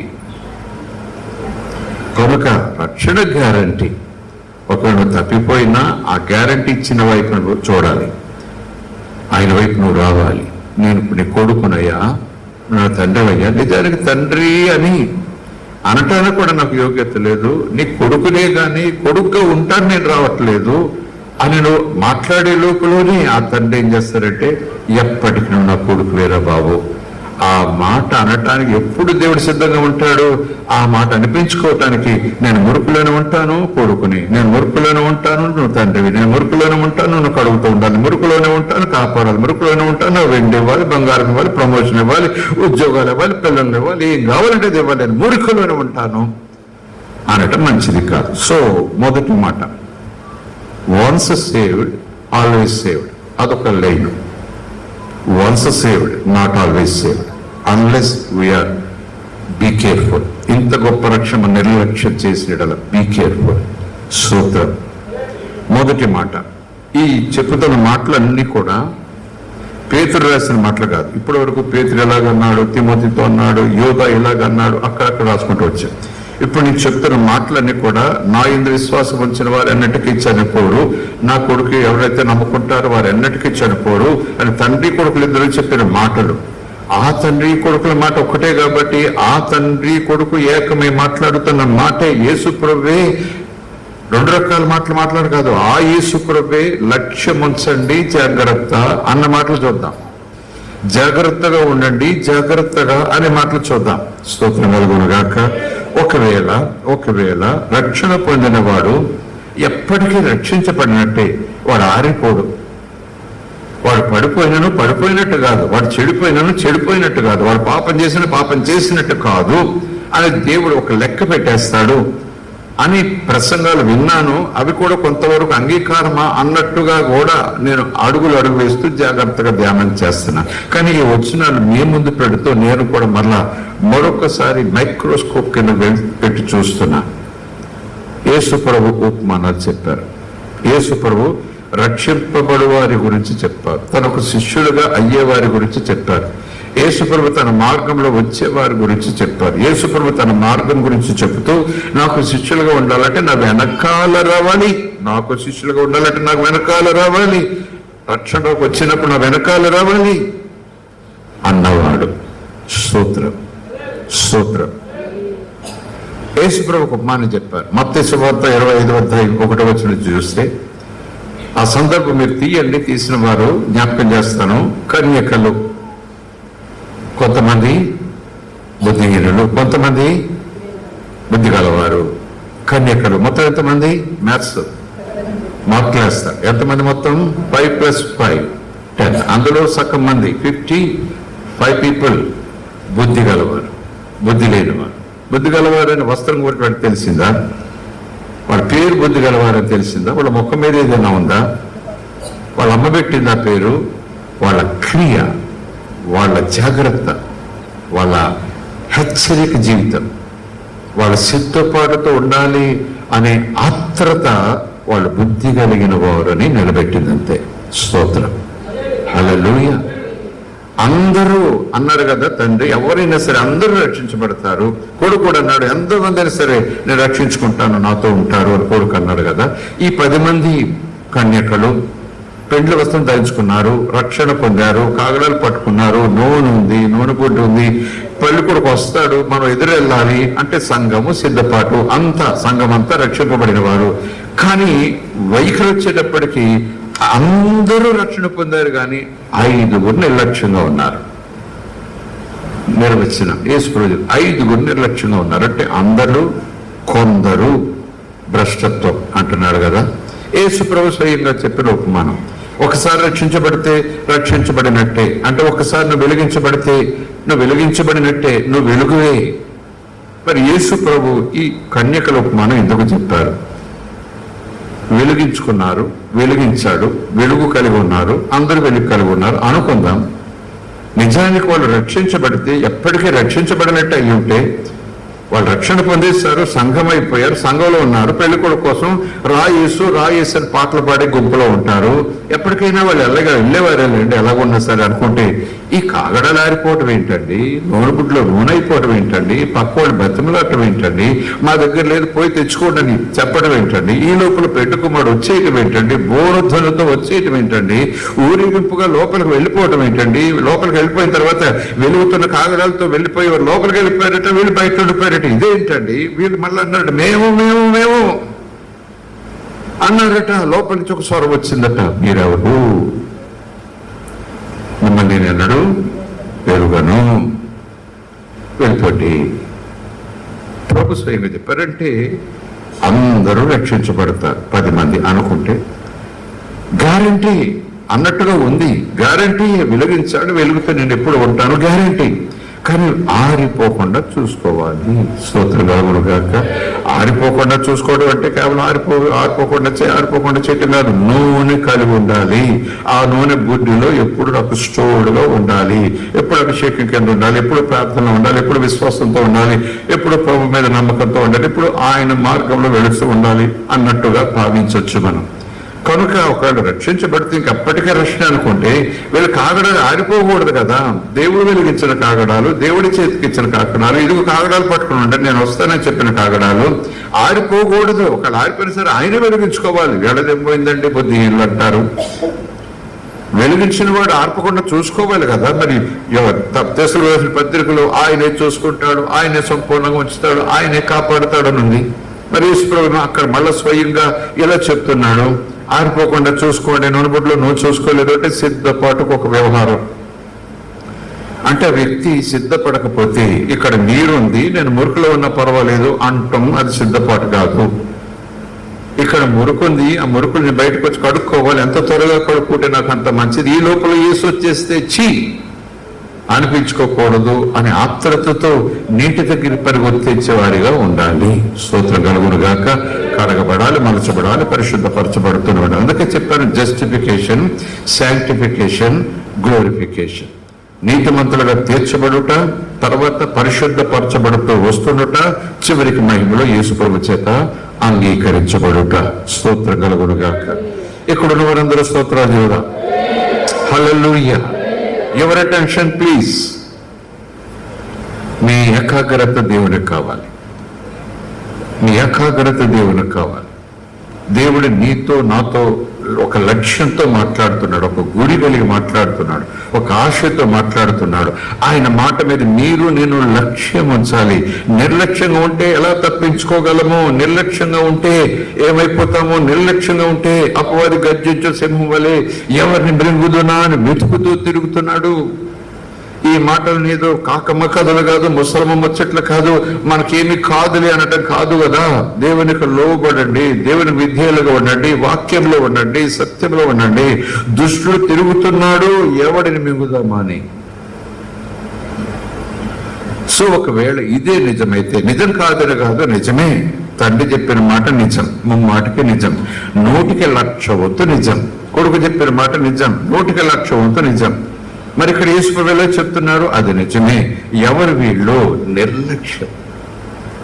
అంటే ఇంచుమించు అపోస్టసీ, అప్పటికే కునుకు పట్టింది అన్నట్టు కథన్నా, అప్పుడే జరిగిందమ్మా, అప్పుడే పడుకున్నారమ్మా, అంతలోనే యేసు ప్రభు ఇంత కఠినంగా మాట్లాడేయాలా? అలసిపోయి ఉండొచ్చు పాపం, ఇంకెప్పుడు వస్తాడు ఏంటో అని కథలు చెప్పని పడుకోవచ్చు పాపం. ఆ ఒక్క చిన్న తప్పుకి యేసు గట్ అవుట్ అనాలా అని మనం కొంచెం వేలపక్షంగా చేరి కోర్టులో ఏమంటే పిటిషన్ వేయిద్దామా? ఇప్పుడు యేసు న్యాయమంత్రి అంటే అది అప్పటికప్పుడు జరిగినట్టుగా ఉన్నా, ఒక రోజులో జరిగినట్టుగా ఉన్నా, ఇలా పడుకుని లేచారమ్మో వచ్చేసాడు ఆయన అన్నట్టుగా అనిపించినా, నేనంటాను అది నిర్లక్ష్యపు వ్యవహారాలకు గుర్తు, నిర్లక్ష్యపు జీవిత విధానానికి గుర్తు. రక్షణ పొందిన తర్వాత ఆ వ్యక్తి ఆ ఊహా స్థితి కంప్లీట్ మర్చిపోయి అప్పుడప్పుడు బైబిల్ చేత్తో పట్టుకుంటాడు, అప్పుడప్పుడు నేను క్రైస్తవుని అనుకుంటాడు, అప్పుడప్పుడు చర్చకు వస్తాడు, అప్పుడప్పుడు ప్రభు బలు తీసుకోవాలి, అప్పుడప్పుడు కూటం అంటాడు, అప్పుడప్పుడు ఇష్టమైతే ఉపవాసం అంటాడు, అప్పుడప్పుడు అయ్యగారు కనపడితే వందనాలు చెప్తాడు, అప్పుడప్పుడు తీరికుండదు. నేను అంటున్నాను, చాలా జాగ్రత్తగా ఉండాలంటే వాడు, చాలా జాగ్రత్త. స్తోత్రం కలుగునుగా. రైతులు కాపాడేవాడు ఉన్నాడు కాదనని నేను, కడిగేవాడు ఉన్నాడు కాదనని నేను, తన ముందు నిందారహితంగా నిలబెట్టుకుంటాడు ఆయన, శక్తిమంతుడు, ఆ శక్తి ఆయనకు ఉంది అన్న మాట కాదన్నది. ఆయనను అంత భ్రష్టత్వంలోకి వెళ్ళారంటే దాన్ని మించిపోయాడంటే యేసును తిరస్కరించిన జీవితం. దేవుడి దినదినము అంటే నాకు సంవత్సరానికి ఒక దినం కింద లెక్క. యేసు ప్రభు ప్రతిరోజు దేవుని నోటి మాట తింటా, వింటా, కనీసం చదువుతా, కాసేపు దేవునితో మాట్లాడతా, సహవాసం పెంచుకోవాలి, ప్రార్థన చేయటం మానద్దు. అంటే సంవత్సరం ఒకసారి ప్రార్థన చేస్తాను క్రైస్తవులు ఉన్నారు, ఎప్పుడైనా అవకాశం ఉంటే ఒక వచ్చిన చదువుకుంటాను క్రైస్తవులు ఉన్నారు. లేదు నాకు అసలు బైబిల్ తీయడానికి తీరకుండదు, అయ్యగారులు ఇచ్చిన క్యాలెండర్ మా ఇంట్లో బెడ్రూమ్ లో పలానా సంస్థ వాళ్ళది ఉంది, డ్రాయింగ్ రూమ్ లో పలానా సంస్థ వాళ్ళది ఉంది, మా సిట్టింగ్ రూమ్ లో పలానా సంస్థ వాళ్ళది ఉంది, మా యొక్క కారిడార్ లో పలానా సంస్థ వాళ్ళ క్యాలెండర్ ఉంది, మా లిటర్ లో పలానా వాళ్ళ సంస్థ క్యాలెండర్ ఉంది, మా కిచెన్ లో కూడా మల్లన్న సంస్థ క్యాలెండర్ ఉంది. ఎక్కడికి వెళ్ళినా సరే అలాగా రోజు దగ్గరికి వెళ్తా, అక్కడ వచ్చిన చదువుతా, చదివినట్టే. బైబిల్ తీయడు, క్యాలెండర్ లో మాట చదివినట్టే. దేవుడి మాట కాదా అనమని చూద్దాం. దేవుడి మాట కాకపోతే ఎందుకు రాశారు క్యాలెండర్ లో వచ్చిన అని తిరగబడి మాట్లాడతారు. కొంతమంది సరిపెట్టుకుంటారండి అలాగే. ఈ క్యాలెండర్ లో వాగ్దానాలు మరి ఎందుకు వచ్చాయో, ఎందుకు ప్రింట్ చేశారో, ఉద్దేశాలు ఏంటో తెలియదు, కానీ కొంతమందికి ఎంత చక్కటి విసులుబాటో తప్పించుకోవటానికి. బైబిల్ చదవకపోయినా క్యాలెండర్ 23వ తేదీలో ఉన్న అది చదివాను, నేను చదివాను, థ్యాంక్ యూ, దానం పెట్టుకున్నా, పరిగెడతా, మళ్ళా మన్నాడుది మళ్ళా క్యాలెండర్ దగ్గరికి వెళ్తా, క్యాలెండర్ దగ్గరికి వెళ్తా, వాక్యం చదివేశాను, బైబిల్ చదివేశాను, వెళ్ళిపోతాను. ఎవరిద్దరు దేవుడికి 1000 సంవత్సరాలు ఒక దినము అని ఎక్కడ ఉంది, 10,000 సంవత్సరాలు ఒక దినము అని ఎక్కడ ఉంది? ఇవన్నీ ఒక యుగము దేవునికి ఒక దినమేమో అనుకుందాం. కొంతమంది విశ్వాసులకు సంవత్సరం ఒక రోజు, 360 రోజులు అంటే ఒక వ్యక్తికి విశ్వాసం. కొంతమందికి ఏం చెప్పండి, 360 రోజులు అంటే వాడికి ఒక రోజు కింద లెక్క. ప్రతిరోజు దేవుని వాక్యం చదవాలి అని ఏసి చెప్పాడు అనుకోండి, సంవత్సరానికి ఒకసారి చదువుతాడు, చదివాను అని అనుకుంటాడు. చదివాను కదా అని యేసు ముందు అంటాడేమో, సింహాసనం ముందు. విచిత్రం. ఇలాంటి తప్పించుకునే భక్తి మార్గాలు మనకు వద్దు, ప్రభు చెప్పినట్లు చేసే మార్గం మనకు ముద్దు. స్తోత్రగలుగునుగా. Praise the lord. అలాంటి చురుకుగా ఉండే వాళ్ళు ఉన్నారా ఈ సంఘంలో? సంవత్సరం ఒకసారి వాక్యం చదువుకుని చదివాను కదా అనుకునేవాళ్ళు, వారానికి ఒకసారి వాక్యం చదువుకుని చదువుకున్నాను కదా అని అనేవాళ్ళు, ఏదో కాసేపు ఎలా కూర్చుని ప్రభువులకు మా తండ్రి అటు ఫోన్ రాగానే ఈ పరలోకంలో ఉన్న తండ్రి బొట్లో పోతాడు ఎక్కడికో, ఆ ఫోన్ పట్టుకుని పరిగెడతాను నేను ఎక్కడికో. ఈ తండ్రి లేదు, ఈ ప్రార్థన లేదు, ఈ చాప లేదు, ఆ లోపల ప్రార్థన గది లేదు. ఎక్కడికి పోతా ఉంది క్రైస్తవ్యం? ఎక్కడికి పోతా ఉన్నాడు విశ్వాసి? ఏమైపోతున్నాడు? ఎలాంటి భ్రమలోనికి అపవాది ఒక మేఘుడు తీసుకెళ్ళిపోతున్నాడు? నేను రక్షించబడ్డాను, రక్షించబడినట్టే. నేను సంవత్సరం ఒకసారి బైబిల్ చదువుతాను, అది కూడా ఒక వచ్చిన కష్టపడి చదువుతాను, అయినా సరే నేను దేవుని కొడుకు నేనట. ఆరాధనకి వెళ్ళకపోయినా దేవుని కొడుకునేనట, దేవుడు కొడుకుగానే చూస్తారట. ప్రభువులు తీసుకోకపోయినా దేవుని కొడుకునేనట, కొడుకుగా చూస్తారట. ఓదార్పు కోసం ఆ మాట బాగుంటుంది. ఎప్పటికీ దేవుని కొడుకువే, ఎప్పటికీ దేవుని కొడుకువే, ఎప్పటికీ దేవుని కొడుకువే. ఎంత బాగుంటుందో.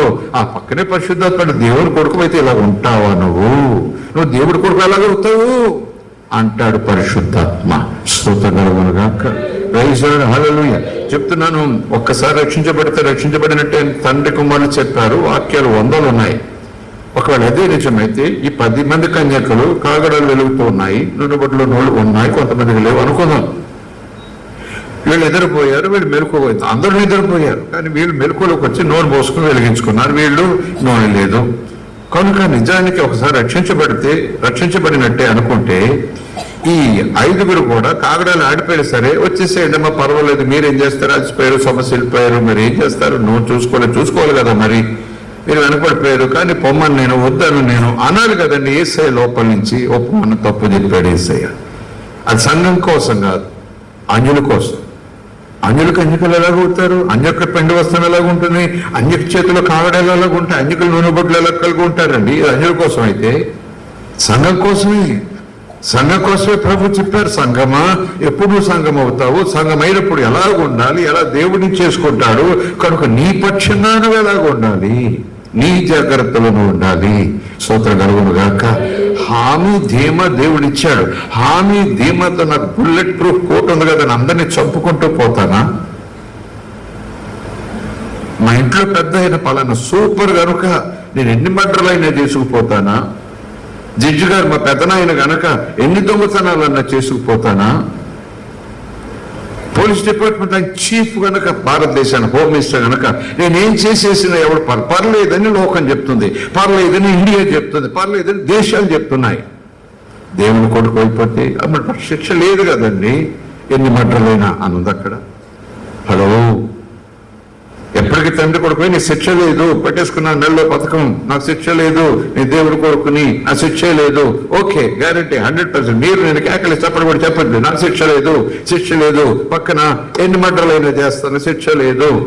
ఎంతమంది మీదైనా డోపు చుట్టాను, శిక్ష లేదు. ఎక్కడికైనా పోతాను, శిక్ష లేదు.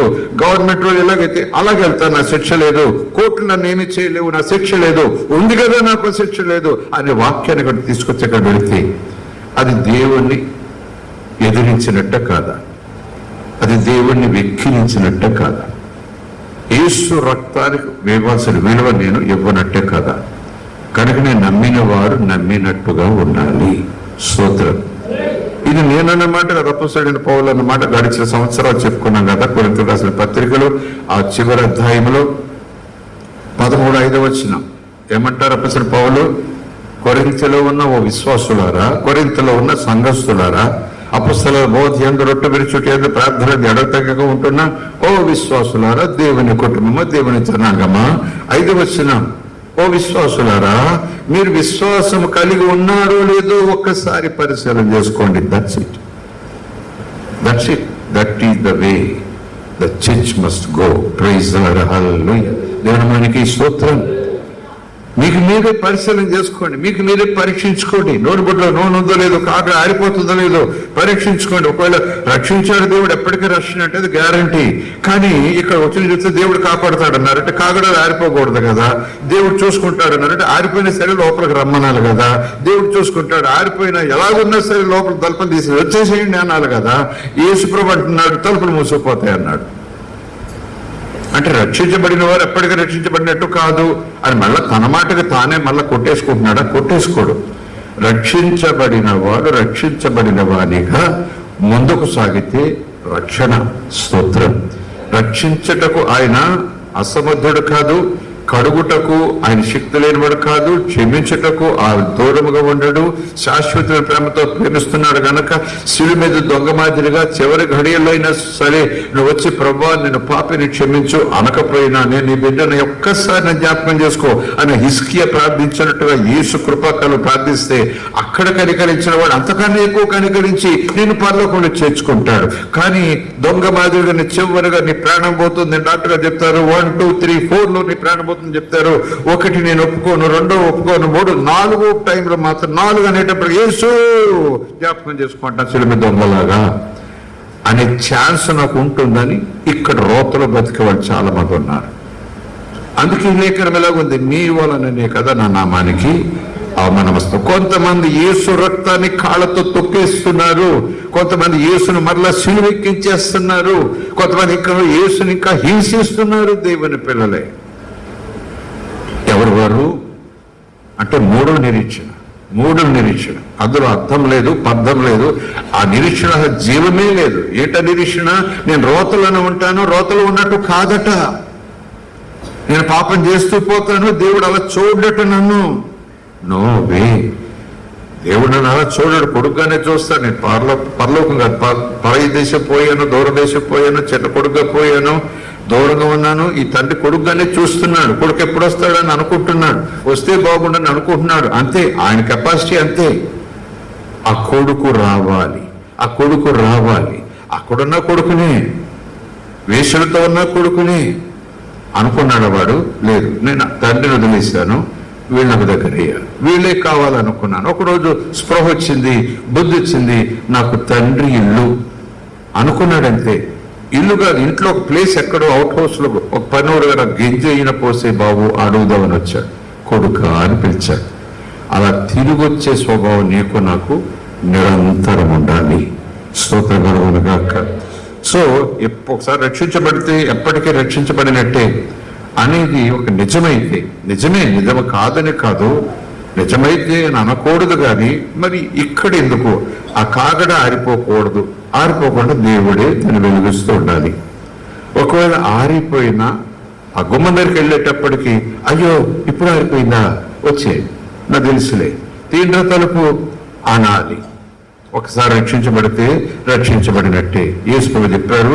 ఇక్కడ యేసుప్రభు అంటున్నారు, వస్తాడు పెండ్లి కుమారుడు. తన గురించి చెప్తున్నాడా, వేరే వాళ్ళ గురించి చెప్తున్నాడా? 10 మంది కన్యకలు, సంఘం, కన్యక, పెళ్లి వస్త్రం, రక్షణ, కాగడాలు, సాక్షి జీవితం, విశ్వాస జీవితం, ప్రభు పట్ల ఆకలి, దప్పిక, సత్యం, యథార్థం, నీతి, అదే నా బ్రతుకు, ఆయన కొరకు నేను సిద్ధపడుతున్నాను, ఆయనతో పాటు ఉంటాను ఒక రోజు, అది సంఘానికి గుర్తు. స్తోత్రం కలుగునుగాక. సో ఆ 10 మంది కన్యకలు సంఘ గురించి ఉపమానం, అన్యుల గురించి, సంఘం గురించి కాదు. 5 మంది అన్యులు, ఈ 5 మంది సంఘం అని చెప్పుకుంటే నేను దులిపేసుకుంటా. మురుకున్నా సరే మురికి కాదని చెప్పేసుకుంటా. నేను రోత కంపు కొడుతున్నా సరే నేను బాగానే ఉన్నాను అనుకుంటా. 5 కన్యకలు లోకానికి గుర్తు కాదు, ఈ 5 కన్యకలు సంఘానికి గుర్తు కాదు. 10 మంది సంఘానికి గుర్తే, కానీ 5 మాత్రం లక్ష్యం ఉంచారు, 5 మాత్రం నిర్లక్ష్యం ఉంచారు. స్తోత్రం. మొదట 5 కూడా నిర్లక్ష్యం అని అనను, కానీ 10 మంది నిద్రపోయారని ఉంది. మీరు చదివలేదు, 5 నిద్రపోలేదు, 5 నిద్రపోయారని లేదు వచ్చిన తప్పది. అలాగ అనుకోకూడదు. 10 మంది నిద్రపోయారు. కన్యకలు వారు కాగడాలు కలిగి, నూనె బుడ్డు కలిగి నిద్రపోయారు. అందరి కాగడాలు కూడా ఆరిపోయి దాదాపు కొండెక్కిపోయినట్టుగా ఉన్నాయి. 10 మంది కూడా. వాక్యం బోర వినబడింది, ఇదిగో పెండ్లి కుమారుడు వస్తున్నాడని కేకలు ఆర్భాటంతో వేస్తున్నారు. వెంటనే 10 మంది మెరుక్కున్నారు. వెంటనే నూనె బుడ్లో నూనె వాళ్ళు ఏం చేశారు, అరే నా కాగడ ఆరిపోయింది, నిప్పు కొంచెం ఉంటే మండిస్తుంది. అది కూడా లోపల నిప్పు కనపడుతోంది. నూనె బుడ్డి పోసేసుకుంటా, నూనె బుడ్డి బొగ్గున మండింది. అంత దూరంలో వేస్తున్నాడట, లేదా పెండ్లి కుమారుడు వస్తున్నాడు, బొగ్గున మండింది. అమ్మయ్య బ్రతికిపోయాను, అమ్మయ్య కాగడ వెలిగింది, అమ్మయ్య నూనె ఉంది కాబట్టి నేను వెలిగించుకోగలిగాను. ఇప్పుడు ఆయనకి ఎదురుగా ధైర్యంగా ఇంత ముఖం చేసుకుని వెళ్తాను. ప్రైజ్ అలాడ్, హల్లెలూయా, దేవుని మనకి స్తోత్రం. ఈ అమ్మయ్య అనే వాళ్ళు వీళ్ళు అనుకోగలరా? 5 అనుకోగలరా చెప్పండి? నూనె ఉంది కాబట్టి వెలిగించుకోగలిగాను. వీళ్ళ బ్రతుకంతా కూడా పక్కన అడుగుదామని ఇంచుమించు అది కూడా ఒక వచ్చిన చెప్పుకోలేము.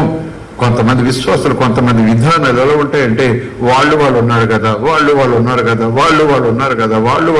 కదా, వాళ్ళు చూసుకుంటారులే, వాళ్ళు వెలిగిస్తారులే, వాళ్ళు ప్రార్థన చేస్తారులే, వాళ్ళు నా గురించి పట్టించుకుంటారులే. నేను మాత్రం ఇలా నిర్లక్ష్యంగా ఉంటాను. ఖాళీ బుడ్డి, ఆరిపోయిన కాకడ, వస్త్రమైతే పెండ్లి వస్త్రం. చర్చికైతే వచ్చిపోతుంటా, కానీ అసలు ఆశ ఉండదు, ఆసక్తి ఉండదు, ధ్యాస ఉండదు, ధ్యానం ఉండదు. చర్చిలోకి వచ్చిన బెడ్రూమ్ లో ఉన్నట్టే ఉంటాను, చర్చిలోకి వచ్చిన వ్యాపారంలో ఉన్నట్టే ఉంటాను, చర్చిలోకి వచ్చిన వ్యాపారాలు మాట్లాడుకుంటాను, చర్చిలోకి వచ్చినా సరే స్నేహితులతో ఉన్నట్టే నేను ఉంటాను, చర్చిలోకి వచ్చినా సరే 24 గంటలు 24 నిమిషాలు స్నేహితులతోటే మాట్లాడుకోవడానికి బయటికి పోతాను, మళ్ళీ చర్చిలోకి వచ్చేస్తారు. ఎవరు వీళ్ళు? ప్రభు చెప్పారు, లేఖనం అంత సూటుగానే కాదు కానీ పొదును నా మందిరం సకల జనులకు ప్రార్థన వారానికి ఒకసారి 1 గంట. ఈ మాట యథార్థమా కాదా? చాలా సంఘాలు చాలా చోట్ల ఏమో ఆరాధనలో కూర్చుంటారు కానీ మీటింగులు జరుగుతూ ఉంటాయి. ఫోన్లో మీటింగులు, ఫోన్లో సంభాషణ, ఫోన్లో వ్యాపారాలు, ఫోన్లో ప్రయాణాలు, ఫోన్లో ఏం వండుకోవాలి, ఏం పట్టుకోవాలి, మళ్ళీ వస్తుంటారు కూర్చుంటారు, మళ్ళీ ఫోన్ వస్తుంది, మళ్ళీ వ్యాపారాలు, మళ్ళీ వస్తారు కూర్చుంటారు, స్తోత్రమయ్యా ఏసురత్నం చేయ, మళ్ళీ బయటకు వెళ్తారు, ఏమేమి వ్యాపారపు వ్యవహారాలు, మళ్ళీ వస్తారు, ఏసే స్తోత్రమయ్యా. Who are you, where are you, what are you doing? స్తోత్రం. హల్లెలూయా, హల్లెలూయా. ఒక విషయంలో ఒక చిన్న సహాయం నిమిత్తం సీఎం గారి దగ్గర, వైఎస్ రాజశేఖర రెడ్డి గారి దగ్గర నేను వెళ్లాల్సి వచ్చింది. సో ఒక ఆయన అనిల్ కుమార్ గారు ఒక ఆయన చెప్పి ఇంటికి తీసుకురండి, మామయ్య గారిని కనిపిస్తాను అన్నారు. ఆ దినాల్లో రేఖ నిమిత్తం, బెండపూడి రేఖ నిమిత్తం, ఆపరేషన్ నిమిత్తం. అప్పుడు కారు లోపల రానిచ్చేసారు. ఆయన పక్కన ఉన్నాడు, ఎవరైతే అనిల్ కుమార్ గారి బాగా క్లోజ్ ఫ్రెండో ఆయన కారులో ఉన్నారు. ఇలా తొంగి చూశాడు సెక్యూరిటీ గార్డ్. నేను సో అన్నాడు. సార్ అన్సీనియర్ కొట్టి లోపల పంపాడు. ఆ లోపల ఇంకా సెక్యూరిటీ ఉంది. అనిల్ గారికి బాగా పరిచయం ఏమో, వైఎస్ఆర్ గారికి కూడా కొంచెం పరిచయం ఏమో ఈ అబ్బాయి. అక్కడికి వెళ్ళిన తర్వాత టాప్ సెక్యూరిటీ. అక్కడికి వెళ్ళిన తర్వాత ఈయన 2 సెల్ ఫోన్లు ఉన్నాయి నా పక్కన ఉన్నాయి. 2 సెల్ ఫోన్లు తీసి సెక్యూరిటీ గార్డ్ అడగలేదు, అక్కడే పెట్టేశారు. నాకు చెప్పాడు, మీ సెల్ ఫోన్తో కూడా తీసి ఇక్కడ పెట్టేయండి అన్నారు. ఎక్కడికి వెళ్తున్నాం మనం? గుడికి వెళ్తున్నామా, మిలిటరీ చెక్ పోస్ట్లోకి వెళ్తున్నామా, లేకపోతే ఎక్కడైనా శత్రువుల చోటుకి వెళ్తున్నామా? ఆయన కలవటానికి వెళ్తున్నాం. నా సెల్ ఫోన్ ఎందుకండి వీళ్ళకి? అయినా సరే ఎవరైనా సరే సెల్ ఫోన్ పెట్టి వెళ్ళాల్సింది లోపలికి. అది సెక్యూరిటీ. వైశ్యగా చెప్పారో లేదో వేరే సంగతి, అది సెక్యూరిటీ నామ్. అది స్తోత్రం. అప్పుడే వెళ్ళాలి. లేకపోతే వాళ్ళు ఏమంటారు, sorry, you have to comply with this instruction, you have to follow this rule. ఇది వైఎస్ఆర్ గారి ఇష్టం కాదు. ఇది ఎవరిష్టం చెప్పండి? Total security. ఆయన సెక్యూరిటీ మేము చూడాలి అంటే ఒక నార్మ్ పెట్టారు. కనుక అన్ని పెట్టి లోపలికి వచ్చి మాట్లాడొచ్చు 2 నిమిషాలు, వేరే సంగతి. సో ఈరోజు ఎందుకు ఈ మాట చెప్తున్నానంటే, లోకరీతి ఈ విధానాలకు అంత స్ట్రిక్ట్ ఉంది.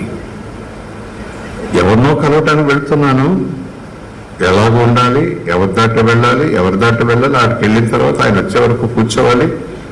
ఆడికి వెళ్ళటానికి ఇవన్నీ నేను పక్కన పెట్టేయాలి, అవన్నీ పక్కన పెట్టాలి. సెల్ ఫోన్ గురించి చెప్తున్నా.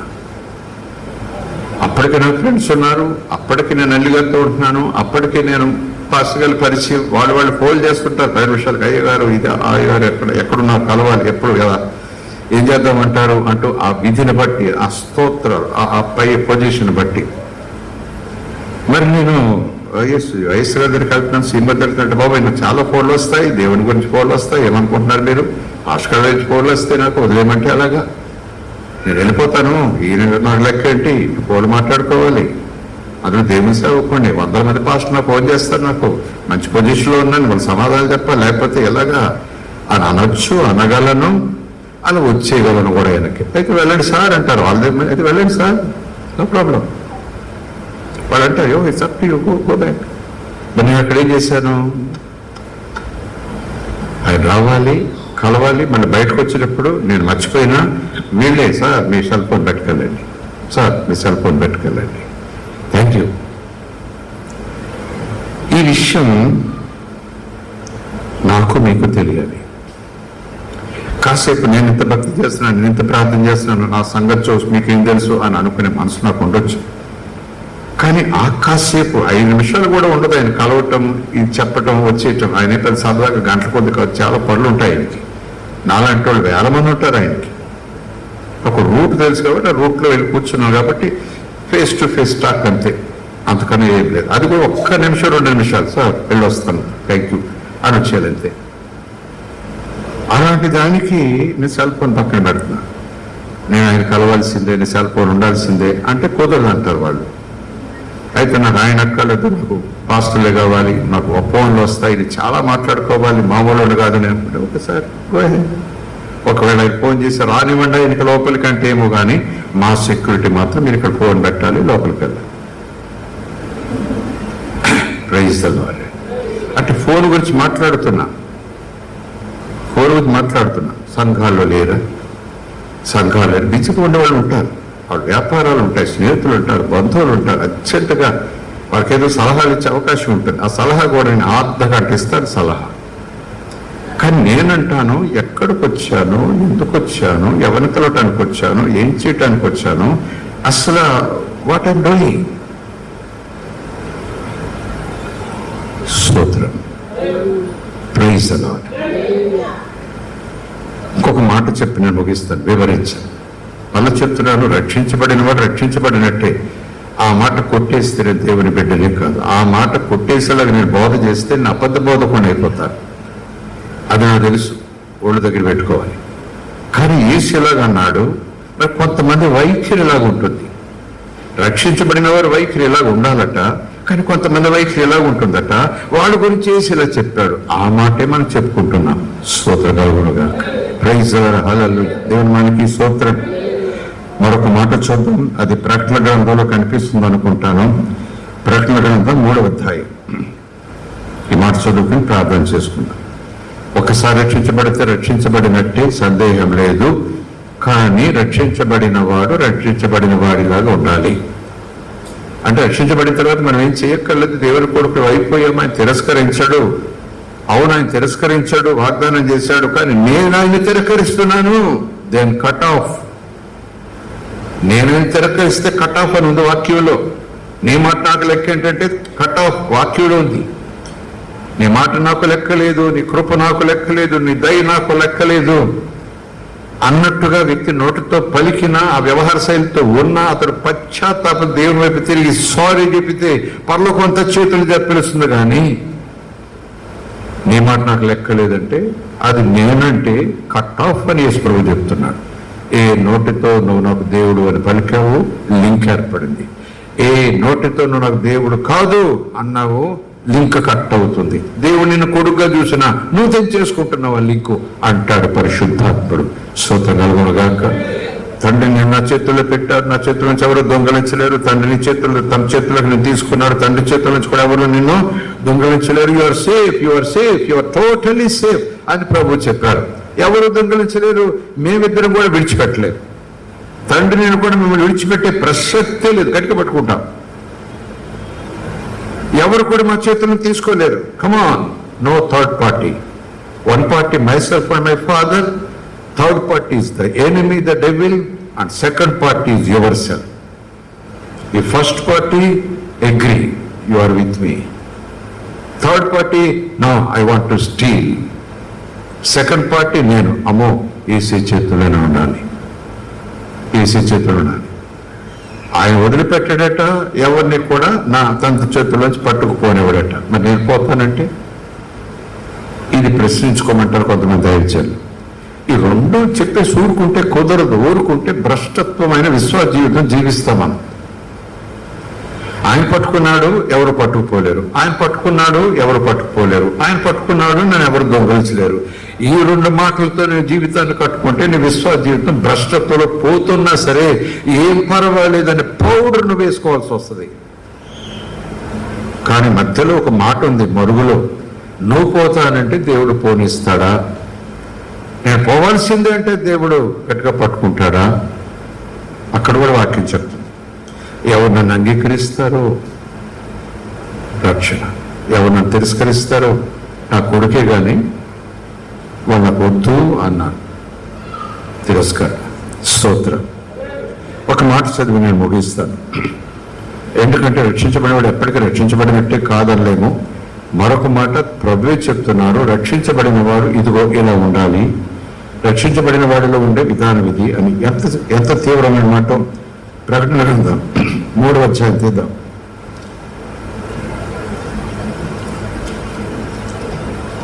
ఇది కాదనలేము, అది కాదనలేము. గోడ మీద పిల్లలు మధ్యస్థంగా బ్రతకూడదు. దీన్ని గట్టిగా పట్టుకోవాలి, దీనిగా గట్టిగా పట్టుకోవాలి, జాగ్రత్తగా ఉండాలి. స్తోత్రం.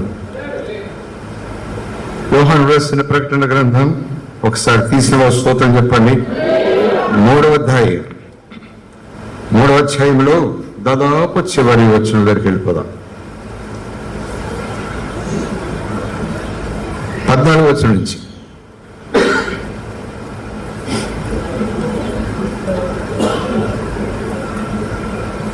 లవొదికీయలో ఉన్న సంఘపు దూతకు ఇలాగూ రాయము. సంఘపు దూత, సంఘపు కాపరి, సంఘం యాజ్ ఎ హోల్. ఒకడు అనుకుంటే సంఘం అంటే ఎవరి సంఘం అనాలి? కుల సంఘం అనుకోవాలా, లేకపోతే ఎంప్లాయీస్ సంఘం అనుకోవాలా? ఏ సంఘం ఇది? ఎమ్మెల్యే సంఘం అనుకోవాలా? ఎంప్లాయీస్ సంఘం అనుకోవాలా? సంఘం అంటేనే బైబిల్ ప్రకారం నమ్మినవారు, యేసు రక్తం చేత కడగబడిన వారు, దేవుని కుటుంబములో దేవుడు అంగీకరించబడుట ద్వారా దేవుని కుటుంబమైన వారు సంఘం. సో లవొదికీయ ప్రాంతంలో ఉన్న సంఘం విశ్వాస దూతకు రిప్రజెంటేటివ్, ఆ టాప్ బ్రాస్, ఆ తలకాయ అన్నట్టుగా ఇలాగూ వ్రాయము. ఎవరు వ్రాయమంటున్నారు? ఎవరిని వ్రాయమంటున్నారు? ఆమేనన్నవాడు రాయమంటున్నాడు, నమ్మకమైన వాడు రాయమంటున్నాడు, సత్య సాక్షి రాయమంటున్నాడు, దేవుని సృష్టికి ఆది ఉన్నవాడు రాయమంటున్నాడు. Praise the lord. ఎవరైనా యేసు, యేసు, యేసయ్య. స్తోత్రం కలుగును గాక. ఆమేన్. నేనే బిగినింగ్, ఆమేన్ అనేవాడు. అలా జరగాలి అని పలికేవాడు యేసు ఒక్కడే. ఒకవేళ ఈ రాత అమ్మమ్మ రాస్తే, ఈ రాత ఎవరు నా ఫేవరెట్ రాస్తే, ఈ రాత నా స్నేహితుడు రాస్తే ప్రేమనంత కాలం చదువుకుంటా, ప్రేమ పోయిన తర్వాత మూల పడేస్తా. ఎందుకు ఆ మాట చెప్పి రాయించాలి? ఈ మాటలు కూడా వ్రాయి.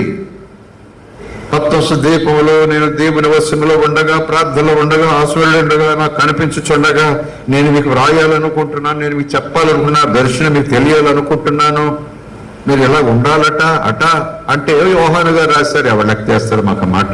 యోహాను గారు పత్ర దీపాలు ఉంటే ఆ భక్తి గురించి తెలిసిన వాళ్ళు అమ్మో అంటారు, కొంచెం అటు ఇటు తెలిసిన వారు కొంచెం వినాల్సిందే ఏమైనా సరే అనుకుంటే తర్వాత వదిలేస్తారు. మరి కొంతమంది ఎవరికి లెక్క, దీపాలు ఉంటే రాస్తే మాకెందుకు, ప్రత్యక్ష గోడలు ఉంటే రాస్తే మాకెందుకు అని వారి సంఘమే కాదు. కనుక దేవుడు ఎందుకు తను పరిచయం చేసుకుంటున్నాడు ప్రతి ఉత్తరానికి ముందు. ఎవరు రాస్తున్నారు, ఎవరు రాయిస్తున్నారు, ఇది ఎవరి మాట నీకు తెలియాలి. ఎవరు?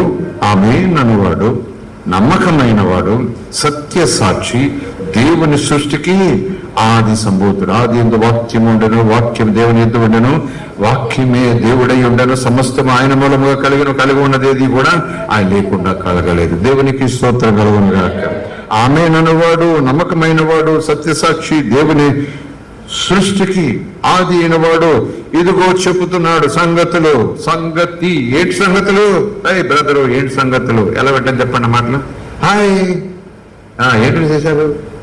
హలో వినయ్, ఎక్కడ ఏంటి సంగతులు అంటే అంత బాగున్నారా, ఏం చేస్తున్నావు, ఏంటి సంగతులు అంటే కొంతమందికి అదే అర్థం. ఇక్కడ సంగతులు కాదండి. ఇక్కడ సంగతులు మ్యూజిక్ లో సంగతులు కాదు, ఏదో ఇద్దరు కలుసుకున్నప్పుడు హలో సంగతులు కాదు. సంగతి, విషయం, దేవుడు చెప్పే సంగతి సత్యం, నిప్పు, బ్రతికిస్తుంది. Praise the lord. హల్లెలూయా. దేవుని మనకి స్తోత్రం. కొంతమంది సంగతులను కూడా చెప్పేసి నా వింటే వినొచ్చు, లేకపోతే లేదే బాబు పురాణ కాలక్షేపం చెప్పేవాడు ఉండదు. సంగతి అంటే చెప్పేవాడిని బట్టి అది సంగతి. ఒకవేళ ముసలమ్మ చెప్పితే ముసలమ్మ ముచ్చట సంగతి, టీచర్ గారు చెప్తే ఒక లెసన్ ఆ సంగతి. విషయం సంగతి ఏంటంటే టీచర్ గారు పాఠం చెప్పారు, అమ్మమ్మ సంగతి చెప్పింది ముచ్చట్లు. దేవుడు ఒక సంగతి చెప్పాడు. ఓ మై గాడ్, మామూలు విషయం కాదు. Praise the lord. హల్లెలూయా. ఆమేన్ అన్నవాడు, నమ్మకమైన వాడు, సత్యసాక్షి అయిన వాడు, దేవుని సృష్టికి ఆది అయిన వాడు చెప్పు సంగతులు ఏమంటే సంగమ విను. నీ క్రియలను నేను ఎరుగుదును. వివరించాలని అనుకుంటున్నాను, టైం అయిపోతా ఉంది. మనం క్రియల వల్ల రక్షింపబడలేదు. రాసిన పత్రిక 2వ అధ్యాయంలో ఉంటుంది కదా, మనం క్రియల వల్ల రక్షింపబడలేదు, ఎవరు అతిశించడానికి వీల్లేదు. మన విశ్వాసం ఉంచాం కనుక దేవుడు కృపతో మనం రక్షించాడు. ఇది దేవుడు వరం, రక్షణ వరం, నిత్యజీవం వరం, పరిశుద్ధపరచబడటం వరం, దేవుని పిలవటం వరం. మనం ఏదో చేస్తే రక్షణ రాలేదు, అంత దేవుడు చేసుకున్నాడు, మనం నమ్మామంతే. ఆ తర్వాత చూడండి, క్రియలు చేయుట కొరకు దేవుడు మనల్ని రక్షించుకున్నాడు. ఆ వచ్చిన దగ్గరికి ఎవరు తీసుకెళ్ళరు, ఆ వచ్చిన మీద ఎవరు దృష్టి పెట్టరు. ఒకసారి రక్షించబడ్డవా రక్షించబడినట్టే అంటూ అలా ముక్కుసూటుగా పోయేవాడికి ఆ తర్వాత వచ్చిన ఇబ్బంది పానపూర పుడకలా ఉంటుంది. ఆ ముక్క, ఆ చిన్న ముక్క.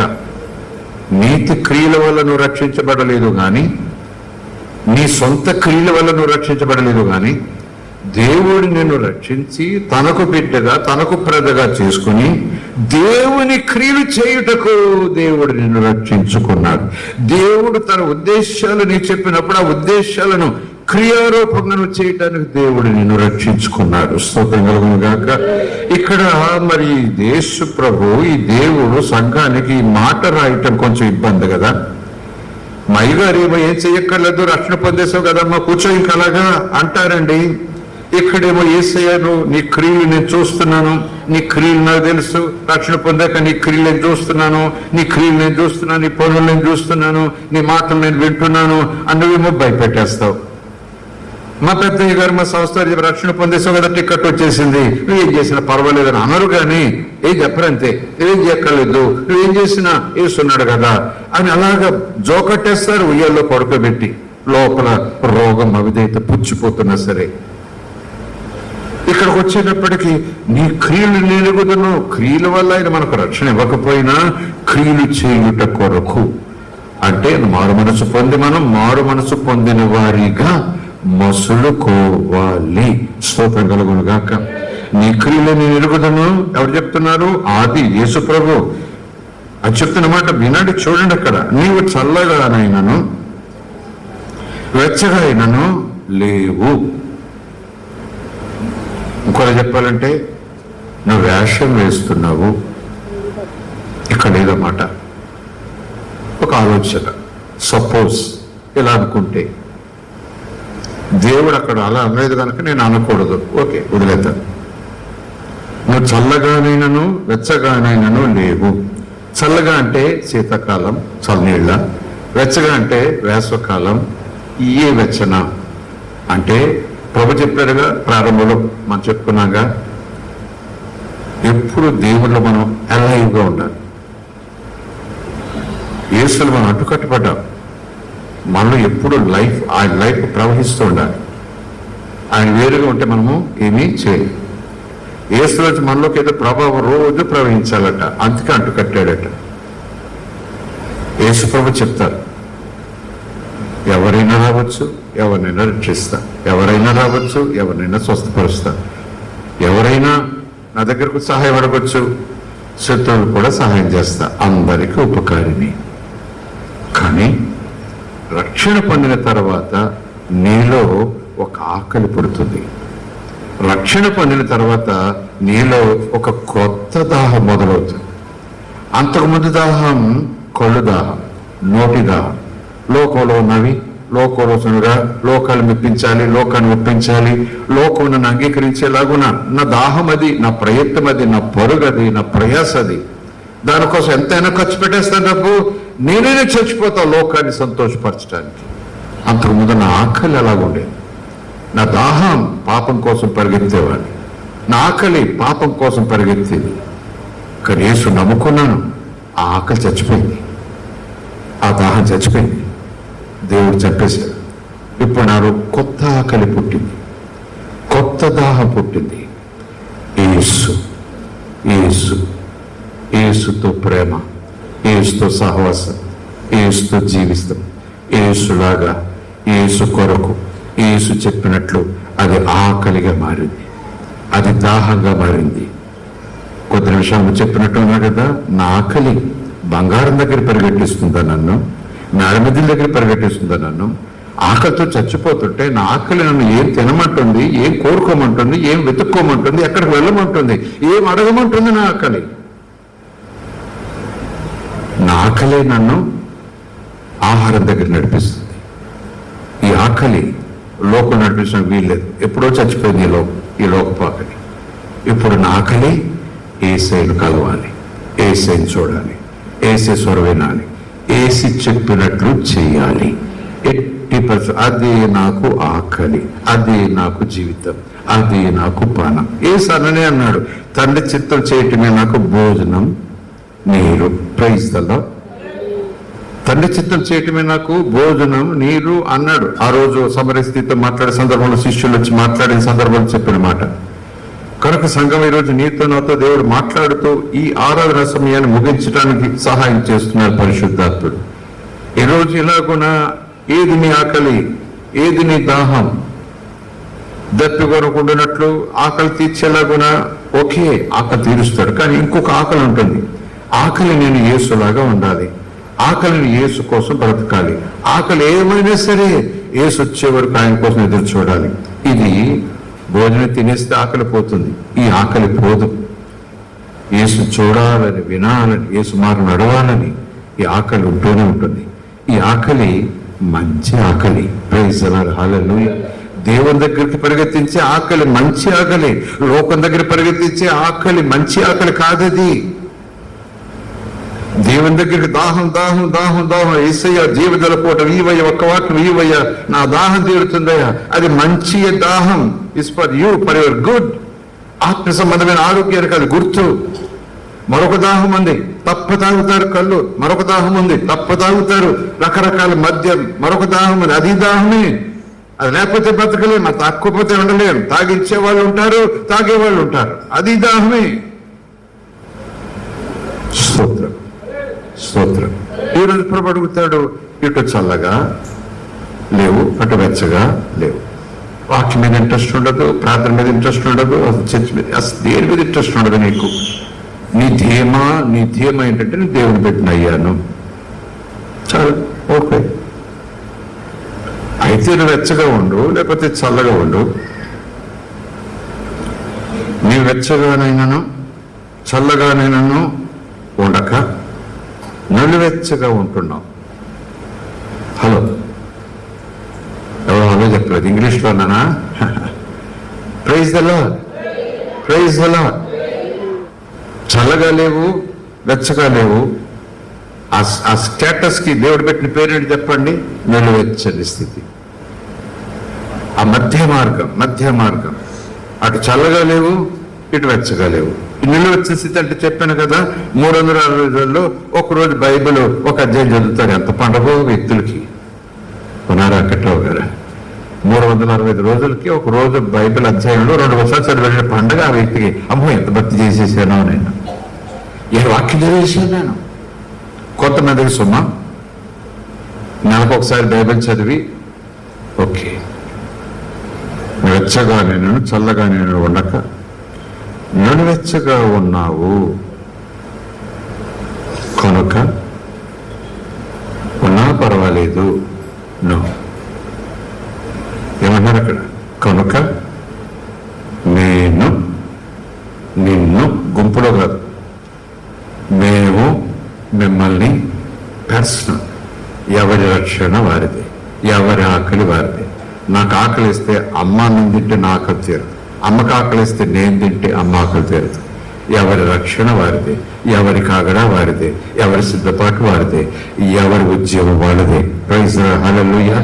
ఎవరి నిప్పు వాడదే, ఎవరి నూనె గుడ్డు వాడదే, ఎవరి నూనె వాడదే.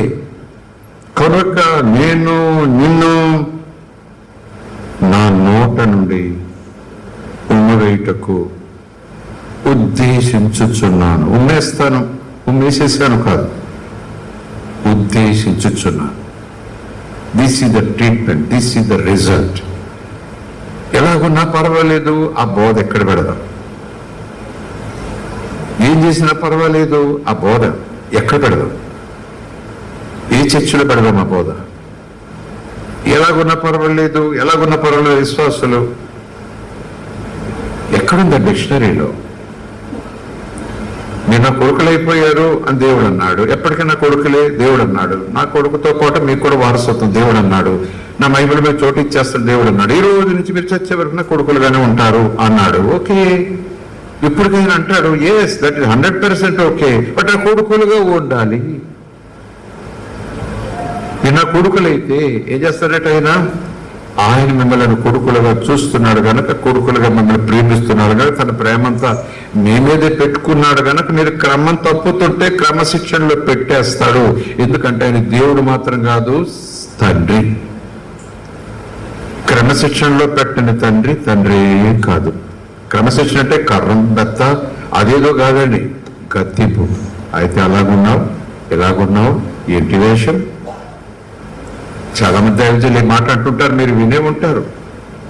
చాలా మంది ఆదివారం క్రైస్తవులట, సోమవారం నుంచి శనివారం వరకు క్రైస్తవులు కాదట. నడుతా అన్నారు, వాళ్ళ వ్యవహార శైలి అలా ఉంటుందట. ఒక సంఘం ఆదివారం క్రైస్తవులు ఎంతమందో గేటు దాటితే క్రైస్తవులే కాదేమో. ఏంటి వాళ్ళ ధీమా, ఏంటి వాళ్ళ హామీ? గవర్నమెంట్ ఎక్కడ చేసింది, ముత్తాత క్రైస్తవుడు, తాత క్రైస్తవుడు, నాన్న క్రైస్తవుడు, వీడు చర్చికి వెళ్తాడు, వీడు క్రైస్తవుడే చర్చికి వెళ్తాడు కనుక లేఖను ఒప్పుకోదు. 10 తరాల నుంచి క్రైస్తవ సంఘంలో క్రీస్తు ఎరిగిన కుటుంబాలు పుట్టినా, వాళ్ళ కడుపును పుట్టినా, వాళ్ళ కడుపును పుట్టినా, వాళ్ళ కడుపును పుట్టినా, వాళ్ళ కడుపును పుట్టావు కనుక సండే స్కూల్కి అమ్మ నిన్న చిన్నప్పటి నుంచి తీసుకెళ్ళింది కనుక నేను చర్చికి వెళ్ళి అలవాటు చేసింది కనుక చర్చికి వస్తాను. బైబిల్ నాకు అనవసరం. చర్చికి వెళ్తాను, అమ్మ నేర్పించింది. కాసేపు కూర్చుంటా, బయటకు వచ్చి సిగరెట్ తాగుతా, కాసేపు కూర్చుంటా, బయటకు వెళ్ళి ఏదో చేసేస్తా. అమ్మ నేర్పించింది, చర్చికి వెళ్ళరా బాబు, పరలోకం పోతావని చెప్పింది. ఇది నాకు తెలిసిన సత్యం. కానీ బైబిల్ ఒప్పుకోదే, నువ్వు చర్చికి వెళ్తాను, చర్చి నిన్ను పరలోకం తీసుకెళ్ళదు, ప్రభు నిన్ను పరలోకం తీసుకెళ్తాడు. Praise the lord, hallelujah. Church 4 గోడలు ఆ సహవాసుని పరలోకం తీసుకెళ్ళదు. సహవాసులు ఉంటే 4 కట్టెలు మండుతుంటే మండని ఈ కట్టె మండుతుంది కనుక రమ్మంటాడు దేవుడు. 10 కట్టెలు మండుతున్నాయి, నేను మండట్లేదు. మండాలి ప్రభు నన్ను మండించు, మండాలి ప్రభు నన్ను మండించు. ఇంట్లో కూర్చొని ప్రార్థన. ఏ విశ్వాసంతోనూ ఉండదు సహవాసం, ఏ సంఘంతో ఉండదు సహవాసం. మండించు మండించు మండించు. ఎక్కడో ప్రార్థన నేర్పారు ఒక అయ్యగారు, ఎక్కడో ఒక ఆయన పాట పాడారు, వెంటనే ఎవరు కూర్చున్నారు, కొంతమంది దొరలేశారు, కొంతమంది ఏదో అయిపోయారు, కొంతమందికి ఏదో అయిపోయింది. మండించు మండించు మండించు. ఓ ఇంట్లో వీధిలో దోపు వేస్తాం. అది ఎవరితో కాదు, దేవునితో కూడా గలవం. ఆరిపోతున్న కట్టే, ఆరిపోయిన కట్టే, మసివారిపోయి సగం కాలిపోయి ఆరిపోయిన కట్టే మండుతున్న కట్టెల మీదకి వస్తే ఒక పూట కాకపోయిన మరొక పూటలో నిప్పు అంటుకుంటుంది. ఇంకా మండుతుంది, ఇంకా మండుతుంది. ఇంక ఎలా మండుతుందంటే మరిన్ని 10 ఆరిపోయిన కట్టెలు తీసుకొచ్చి ఈ కట్టె మీద పడేస్తే, ఒకప్పుడు నేను ఆరిపోయాను, ఇప్పుడు మండుతున్నాను, రండి మనం కలిసి మండుతామని పిలుస్తుంది. ప్రైజ్ ది లార్డ్, హల్లెలూయా. అలా ఉండాలయ్యా నువ్వు, అలా ఉండాలమ్మా నేను, అలా ఉండాలమ్మా మనము. రిజల్ట్ ఏంటి చెప్పండి? అక్కడ రిజల్ట్ ఏంటి? కాగడాలు ఆరిపోయినా పర్లేదు, ఏంటి రిజల్ట్? తెలిస్తే వచ్చేసి మీరు అలసిపోయి పడుకున్నారు కాబట్టి వచ్చేసేయండి, మీరు కాగడాలు ఆరిపోయాను, నేనే వెలిగించాలి, మరి మర్చిపోయాను, నేనే వెలిగించాలి. చెప్పాను కదా, తెసలోనికయులు ఆయనే చూసుకుంటాడు, ఆయనే చూసుకుంటాడు, ఆయనే చూసుకుంటాడని. మీరు పడుకోవటం తప్పలేదు, నేను చూసుకోవాలి, మరి నాది తప్పు, వచ్చేసాను లోపలికి అని అనుకుంటే వాక్యం ఏమైపోవాలి అని అనుకుంటే ఎవరిష్టానుసారంగా క్రైస్తవుడి యొక్క కూడా పోతారు కదా. అంతకుముందు ఎవరికి దారిగా తప్ప మరొకరు పోయారు కనుక దేవుడు బయలు లేకుండా పోయింది.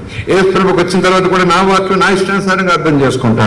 ఆయన మనసుని నేను పట్టించుకోను, ఆయన విధానాన్ని పట్టించుకోను, కానీ పరలోకం పోతానంటాను. ప్రైజ్ ది లార్డ్, హల్లెలూయా. ప్రభా ఎవరందరూ పరలోకం రారు, నా తండ్రి చిత్త ప్రకారం చేయువాడే నీ క్రియలను నేను ఎరుగుదును. దీనికి రిజల్ట్ ఏంటి చెప్పండి, ముగిస్తున్నాను. చదవండి. అలా ఉంటున్నావు గనుక, ఉన్నావు గనుక నేను నిన్ను నా నోట నుండి ఉమ్మవేయాలనే ఉద్దేశం కలిగి ఉన్నాను. నువ్వు వేస్తున్నాను కాదు, ఉమ్మి వేయాలని ఉద్దేశం కలిగి. ఉమ్మ అనగానే కొంచెం అసహ్యంగా ఉంటుంది, కానీ ఆ తీవ్రతను అర్థం చేసుకోండి. ఉమ్మేస్తాడా యేసు, ఉమ్మేస్తాడు నా మీద, అక్కడ పోకండి.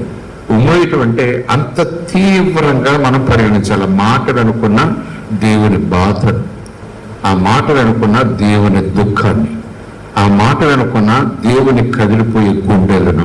స్తోత్రం కలుగునుగా. ప్రైజ్ ది లార్డ్, హల్లెలూయా. దేవుని మనకి స్తోత్రం. సో ఒక్కసారి రక్షించబడితే రక్షించబడినట్టే. అవును, తండ్రి చూసుకుంటాడు, కాపాడుతాడు, శుద్ధి చేస్తాడు, ఆయన సంపూర్ణంగా పెట్టుకుంటాడు, అంత ఆయనదే బాధ్యత. అవును, కానీ చేతుల్లో ఉండాలి కదా, అంచేత కాపాడబడాలి కదా, అంచేత పరిపూర్ణంగా చేయబడాలి కదా. స్తోత్రం కలుగును గాక. హల్లెలూయా. ముగిస్తూనే అంటున్నాను, రక్షణ ఒక్కసారి వస్తుంది, అది శాశ్వతం. ఆ రక్షణలో మనం ఎదగాలి, రక్షణలో ముందుకు సాగాలి. సమర్థుడు, నమ్మకమైన వాడు, శక్తి కలిగిన వాడు, పరిశుద్ధపరుస్తాడు, పరిపూర్ణంగా ఉంచుతాడు, కడుగుతాడు, శుద్ధి చేస్తాడు. అటువంటి యేసుప్రభు కూడా సంఘాన్ని ప్రేమించి ముడత డాగు మచ్చ కలకమటి తీయకుండా ఆయన సిద్ధపరిచి చేసుకున్నాడు అని ఉంది. అలాగని మనం పాపం చేద్దామా? అలాగని మన ఇష్టానుసారంగా ఉందామా? ఇది తగదు అంటాడు ప్రభు. స్తోత్రం. గొర్రె గొర్రెగానే ఉండాలి, పౌరులుగా ఉండాలి. పౌరులైతే భౌతికంగా కోత ప్రకారం, ఆహారం ప్రకారం పౌరు. కాకి పౌరులుగా ఎలా ఉండగలదు? ఊరికే రూపం వరకు ఒక రూపకాలంకారంగా పోల్చుకుంటే కాకి ఎప్పటికీ కాకే గాని దేవుని అద్భుత కార్యం మెరకలు. కాకి పౌరులాగా మూలుగుతుంది, కాకి పౌరులాగా తింటుంది, కాకి పౌరులాగే ఎప్పుడు ఆ యజమాని కాళ్ళ దగ్గర తిరుగుతుంటుంది. కాకి ఒకప్పుడు శవాలను తినేది, కాకి ఒకప్పుడు పురుగులు తినేది, కాకి ఒకప్పుడు రోత మీద వాలేది, కాకి ఒకప్పుడు తొండకుపోయేది, దొంగతనం దోచుకుపోయేది. ఇప్పుడు కాకే గాని పౌరు మనసు. స్తోత్రం.